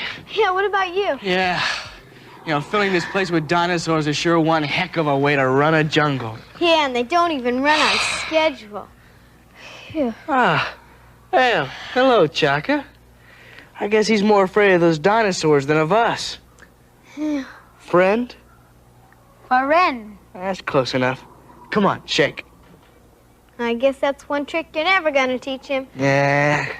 Look, he's still wearing the splint Daddy put on him. I guess he couldn't get it off. You know, Dad's pretty good at those things. Hey, I'll take it off for him. His leg's gotta be well by now. Yeah. Hey, It's okay no, now. Easy, Chuck. Easy. I'm not gonna hurt you, okay? Friend. Huh? Friend. Easy, easy. Osu. Osu. Is that water? Yeah, I think he means water. Here, I'll give him some. Hey, you keep him busy. Huh? Yeah, I know what you mean. Osu. What the? Osu. Hey, don't give him too much. That's all we got left. Okay, here. Ah, there you go, Chaka. You're as good as new. Come on, Holly, let's go. Yeah. But what about him? Well, I guess he's gonna have to find his own way back. Go on, Chaka. Go home. Okay, let's ignore him. I mean, I'm sure he can find his own way. Yeah. Come on, let's go find Dad. Okay, come on.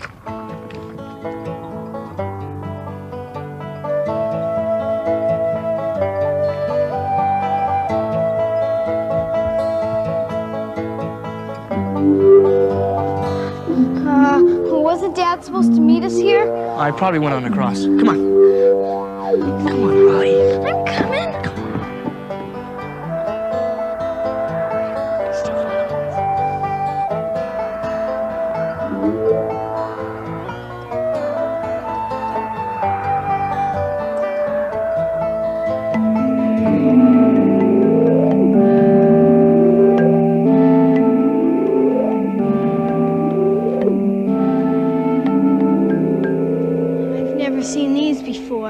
I think we're lost. You may be, but I'm not.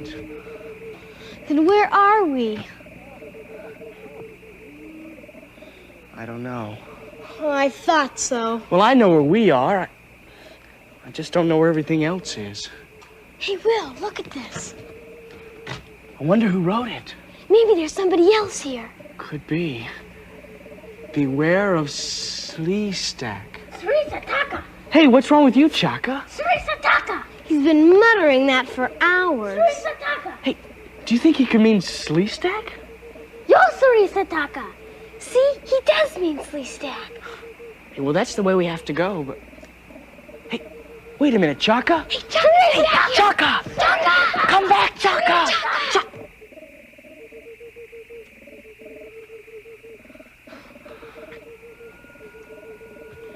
I don't like this. Maybe we should have gone back with Chaka. But this is the quickest way. I think. Come on.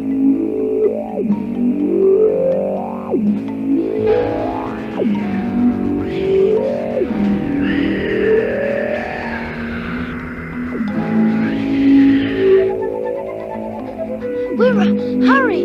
Sarisa Taka! Shara!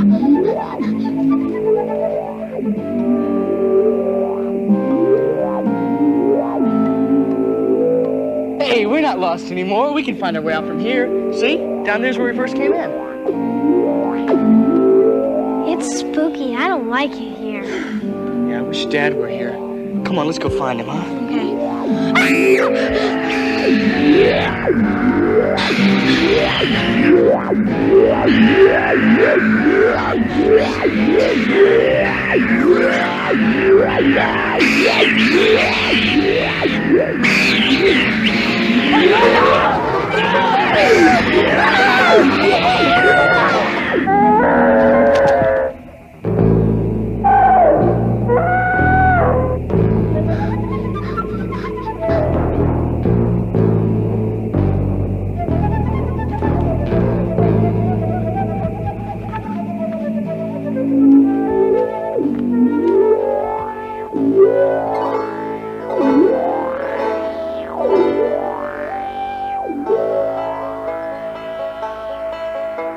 Whoa, Chaka. What is it? What's the matter? Tell me what it is. Don't be frightened. Now, come on, speak up. We're Will? Ari. Holly? Yo. Sarisa Taka. Sarisa Taka. Yo, Sarisa Taka. What's Sarisa Taka? Visa. Visasa. Tusa. Tusasa. Doma. Gosa. Nichi. I don't understand everything you're saying, Chaka, but obviously they're in trouble. Let's go.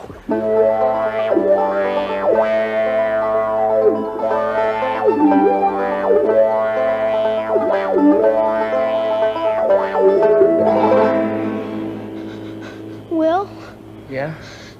I'm scared. I mean, for real. No, I really am, Will.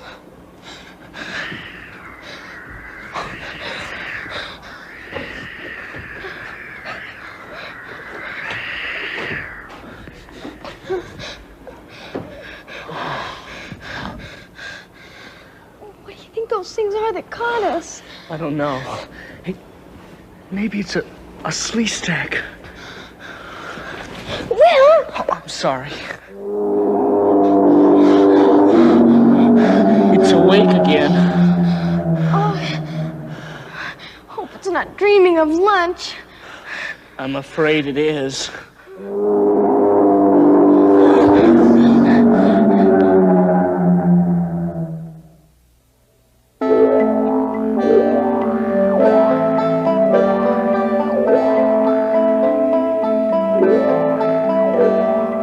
Sarisa Taka. Chaka, I still don't understand what you mean. Sarisa Taka. Beware of slee stack. Yo, Sarisa Taka. Well, what's a slee stack? Sarisa Taka. Sarisa Taka. Sure, that's easy to figure out. Come on, Chaka, go on. Wira, Ari. Holly, What? I've been thinking. That's nice. No, wake up. Listen to me. What? Look at this. I bet we could rip this apart. And then what? There's a what's his name down there. Look. What are you doing? Look. If we swing this. Doing? Shh. If we swing this to the edge, we could jump off. You jump. I'm not gonna jump. God, look at how far down that is. Okay, I'll jump. Okay. Now wait. Okay. Here we go. Careful. You'll be okay. Will.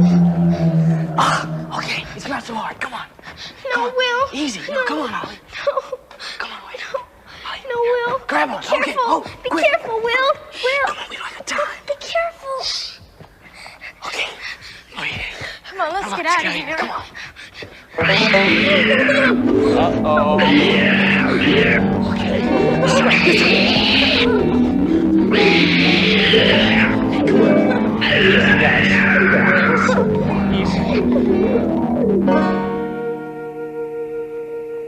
Will and Holly are here?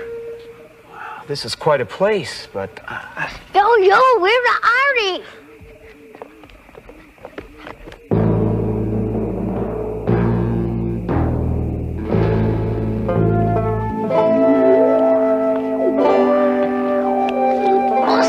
Osu.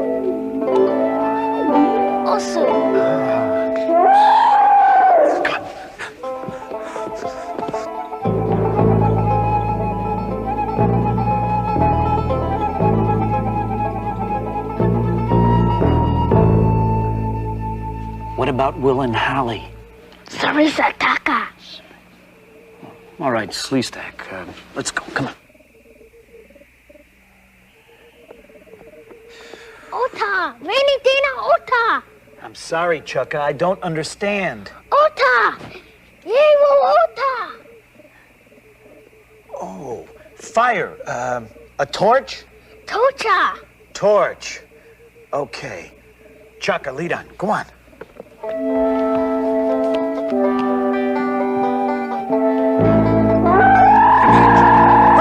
Come on! Back! I ache all over. I've run out of places to ache. Why doesn't it eat us already? Why, are you in a hurry? No, I just want to know what it is. It smells awful. I wish we had a light so we could see what we're afraid of. Hey, you know something? What? You're being awfully brave. That's because I have no room to cry.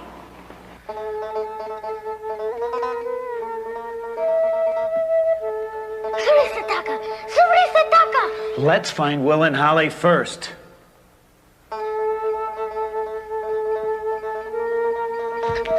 Surisataka! Surisataka! Now calm down, Chucka. I won't let them get you. We've got to find Will and Holly first. Now, come on.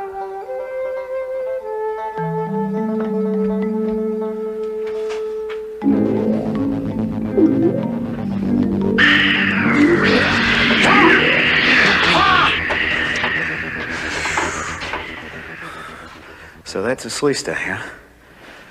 Whew. Come on. Will! Holly! Where are you?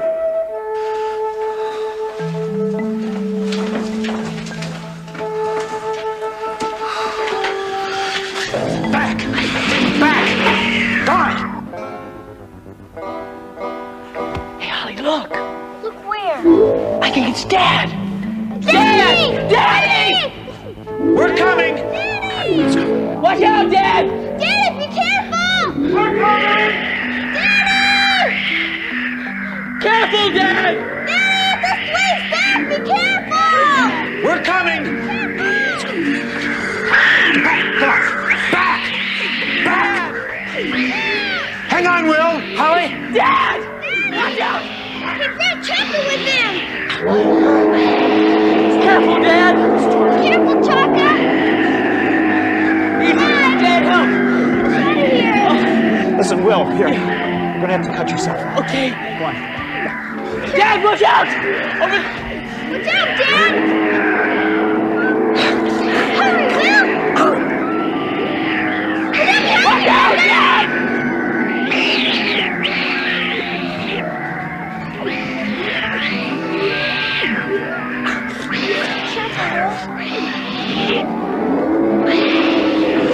Look out, Chaka, behind you!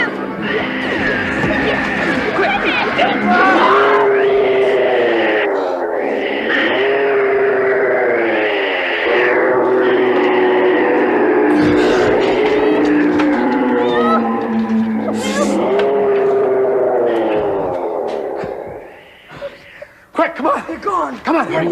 Get out of here! Come on! Move! Come on! Wait a minute, Will. Okay. Just hold on. Hang on. Come on. Come on. We'll be glad to see you. Oh, quick. Get on. Not now, Chuck. Come on. Let's go. Come on. Out. Come on.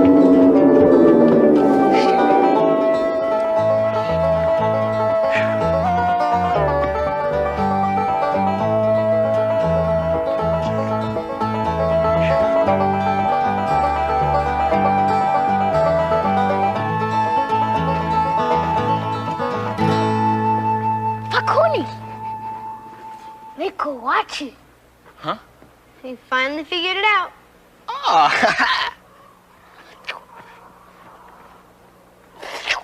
Well, not quite. Well, I guess he was trying to say goodbye. Yeah, let's go home. Just a moment. Haven't you forgotten something? Oh, no. Dad. That's how we got into this. Oh. Come on.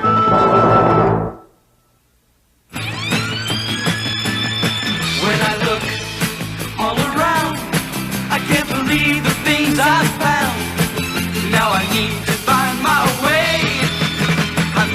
I'm lost, find me. Living in the land of the lost. Living in the land of the lost.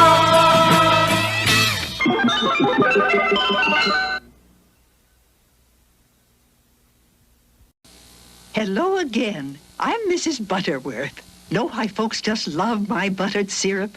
'Cause it's rich and thick. Now watch. See how long it takes Mrs. Butterworth to drip down this stack? My syrup's got to be thick to pour this slowly. Now watch how fast the leading syrup runs. The truth is, Mrs. Butterworth's is twice as thick as the other syrup. Oh, I may be a slowpoke pouring, but my taste is sure worth waiting for. HR, pop and step. Who's your friend when things get rough? HR, pop and step. Can't do a little 'cause you can't do enough. Once upon a summertime, just a dream from yesterday, a boy and his magic golden flute heard a boat from off the bay. Come and play with me, Jimmy, come and play with me, and I will take you on a trip far across the sea. But the boat belonged to a kooky old witch who had in mind the flute to snitch. From her broom broom in the sky, she watched her plans materialize. She waved her wand, the beautiful boat was gone. The skies grew dark, the sea grew rough, and the boat sailed on and on and on and on and on and on. But Puffin Stuff was watching too and knew exactly what to do. He saw the witch's boat attack, and as the boy was fighting back, he called his rescue racer crew as often they'd rehearsed, and off to save the boy they flew. But who would get there first? But now the boy had washed ashore, Puff arrived to save the day, which made the witch so mad and sore. She shook her fist and screamed away. HR, Puff and Stuff, who's your friend when things get rough? HR, Puff and Stuff, can't do a little 'cause you can't do enough. HR, Puff and Stuff, he's your friend when things get rough. HR, Puff and Stuff, can't do a little 'cause you can't do enough.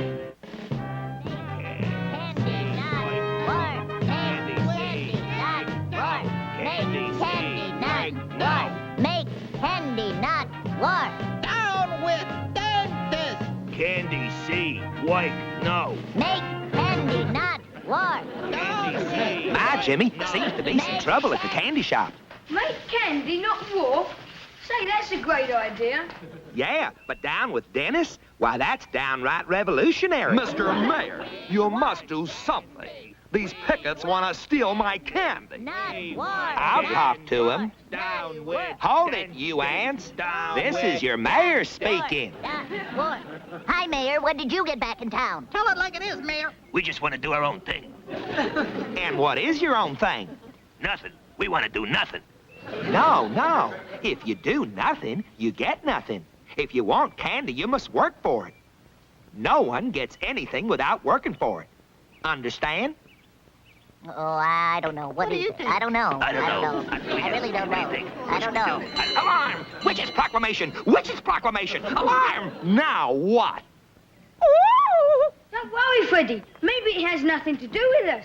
Just the mention of her name sent shivers up my spine. Well, stop ringing and read it already. Hear ye, hear ye. Let it be known to all residents of Living Island that Jimmy and his golden flute are wanted but a witch, or else. Or else? Or else!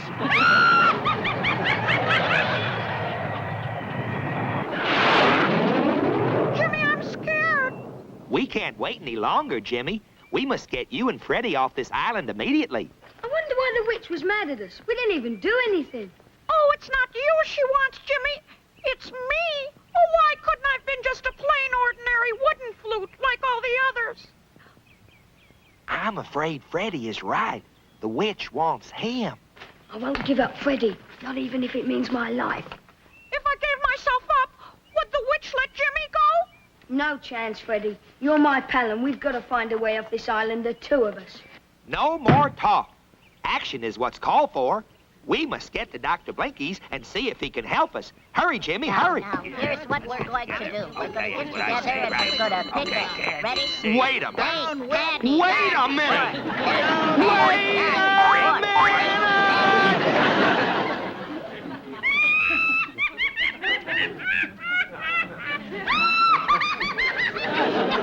They're going to Dr.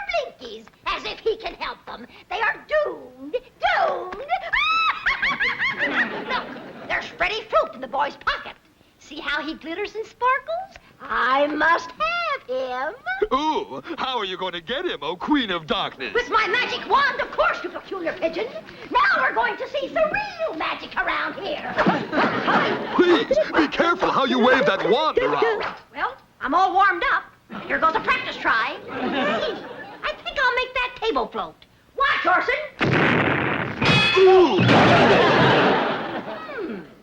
Can't understand what went wrong. I've just got to call in a wand repairman. Ooh, oh, my head. It feels like it's going to pop. Ooh, why me? Oh, why does everything happen to me? Look, the flute is climbing out of the boy's pocket. See. He is climbing out of Jimmy's pocket.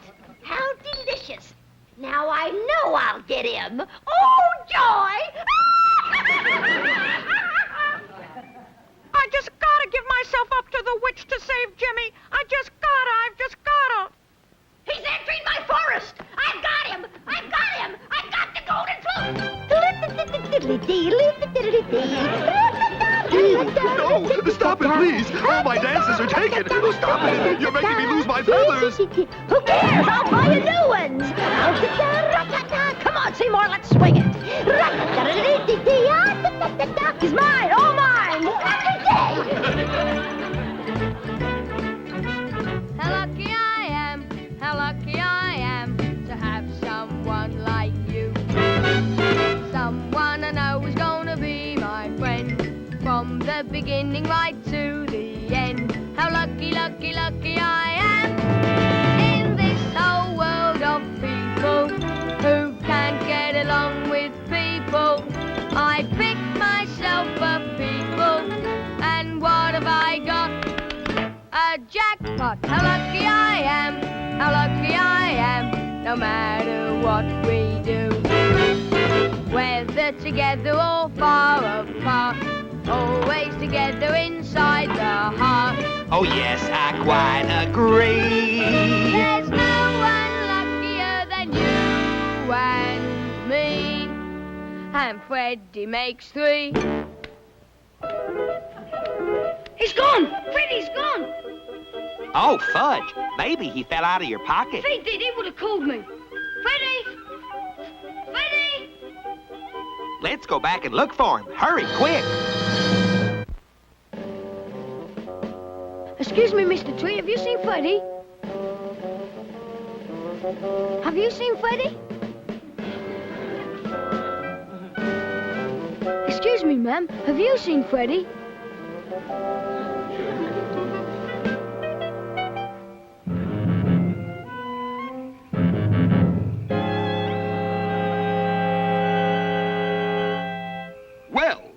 who's here.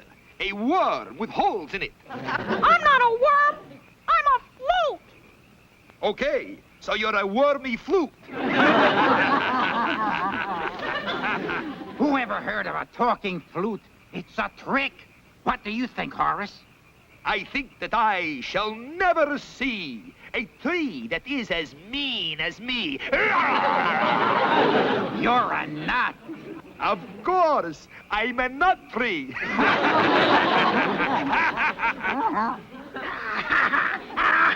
Oh, I've got the little Dickens now. Calling all evil trees. Calling all evil trees. Come in. This is your gorgeous leader. Evil trees to gorgeous leader. We read you. What is your command? I want that flute. Grab him. Oh, no, let me go. Oh! Nice work, Elroy. Mission accomplished, oh gorgeous leader. Well done, trees. Take 2 squirrels out of petty cash. Now bring him to the castle. That is all. Roger. Witchy poo. Over and out. We've searched everywhere, just everywhere. But there's no sign of Freddy. Who?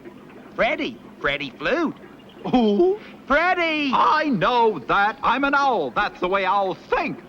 I'm sorry, Jimmy, but I'm afraid there's only one answer. The witch has got him. What are we gonna do? Think, Dr. Blanky, think. I'm thinking.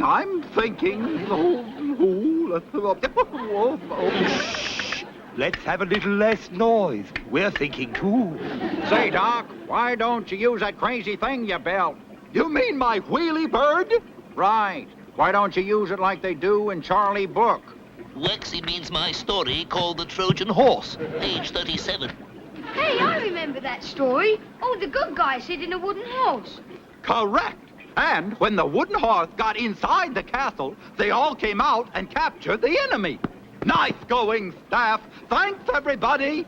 You're welcome, Dr. Blinky. Let's go. Hurry, hurry. I've got to come over and read you some night. Anytime, Mayor. Is that the wheelie bird? In person. Come on, I'll show you what it looks like. It's the most fabulous invention you ever saw. Wait till you see how it works. Cling and clang, what are you doing in there? Come out this instant.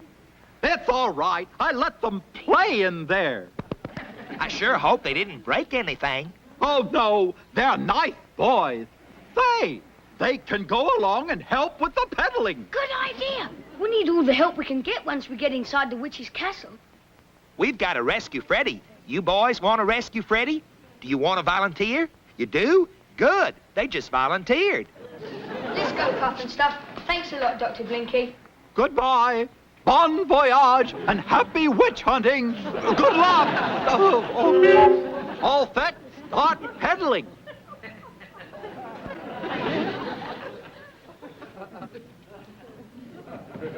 All right, go Birdie, charge! Don't! Oh, no, oh, no.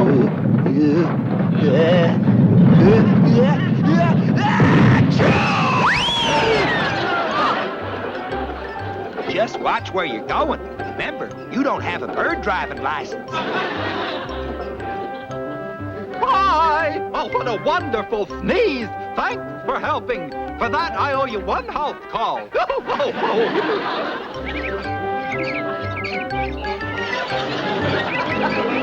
Hey, fellas, look at that. What is it? It's a bird on wheels. It's a wheelie bird. What do you think? I think that I shall never see a wheelie bird as pretty as me.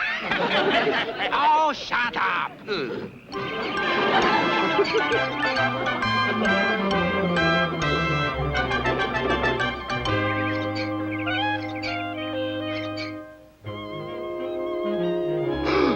My word, what a beautiful bird. What do we do now? I don't know. Just sit and wait, I guess.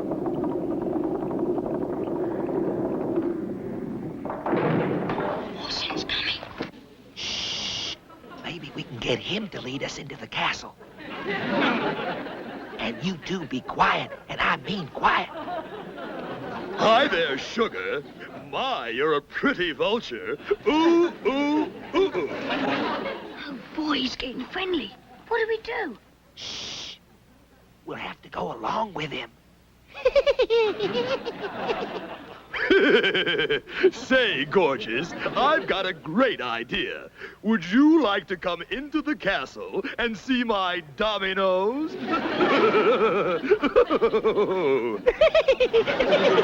Oh, you little devil. Or would you prefer a hot game of tiddlywinks? Ooh, I'm with you. How about a little kissy-poo?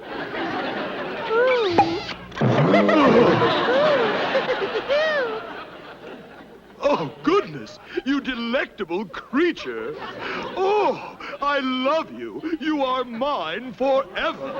Too good. He's falling in love with us. That's his problem. If we're going to save Freddy, we've got to get into the castle. Come on, let's go inside where it's cozy and warm.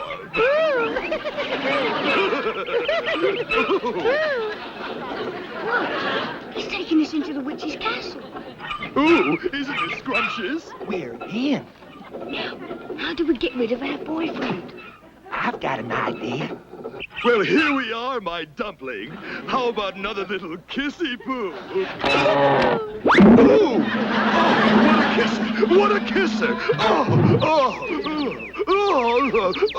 squawk!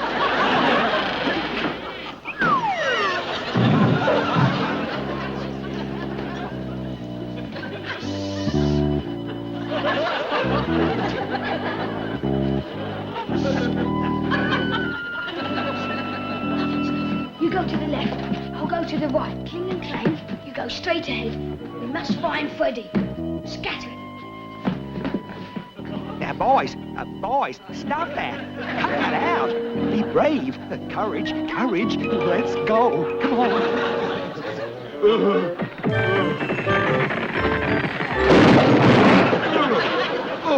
Oh, my, what happened? Where am I? Oh, my goodness. Oh, my darling, my angel. Speak to me. Say something. Oh, my love, I've kissed her to death. Oh.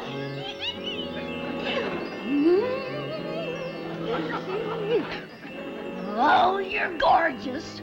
Beautiful. Look, diamond freckles. And you're mine. Oh, mine. Now that you've got me, will you let Jimmy go home? No. Why should I? I didn't become a witch by being Charlie Nice Guy.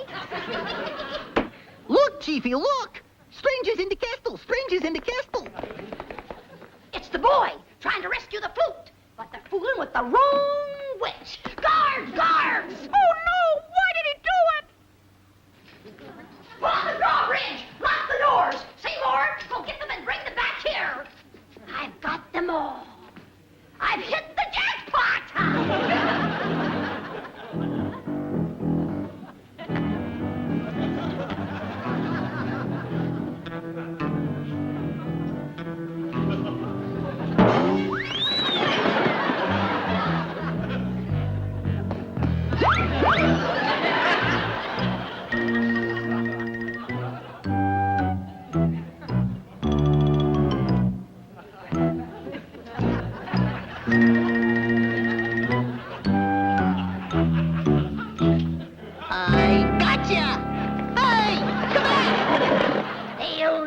Get you back.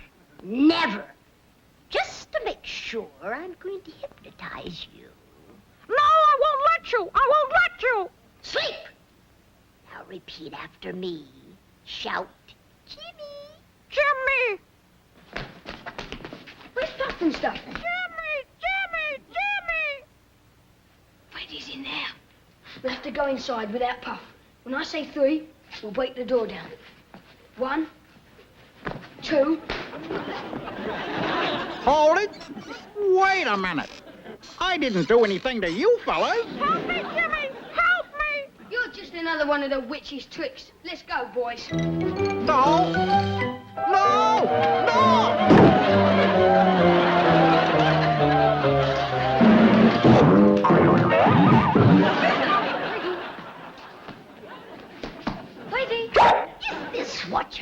for? Freddy, what are you doing to him? Stop! Know my wrath, know my rage. You are now trapped in a cage. I've got you. You're in my power. All of you. Oh, this has got to make me Witch of the Year. What did we ever do to you? Let us out, please. What happened? I'm gone for 10 minutes and you ran out my cage. Closer, you silly sparrow. I not only have the fruit, but I captured the boy, too. Imagine fooling around with love. Hold it, hold it. I'll take care of you later, you cockamamie Casanova. Where is your fair weather friend Puffinstuff, eh? He can't help you now.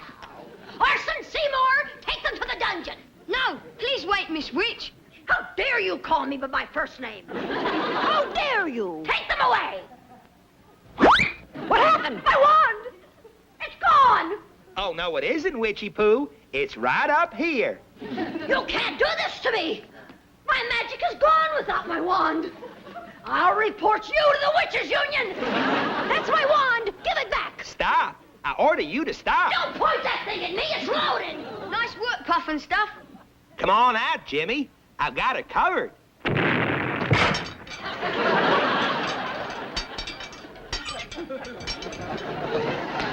Oh, she's escaping with Freddy. Stop. Stop. Okay, you're asking for it.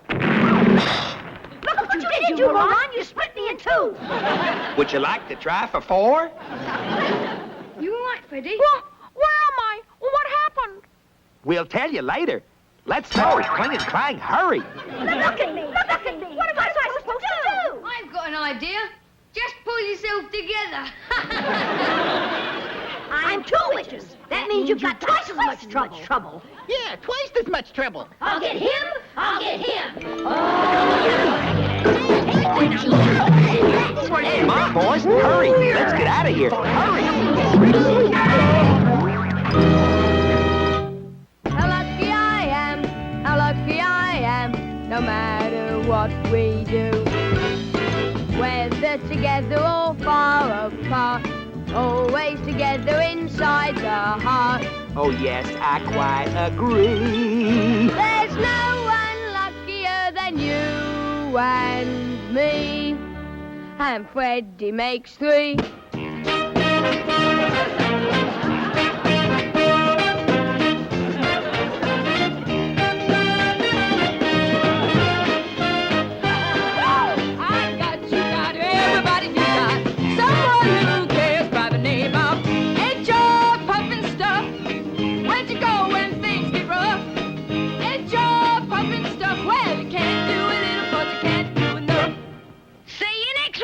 I sure hope so.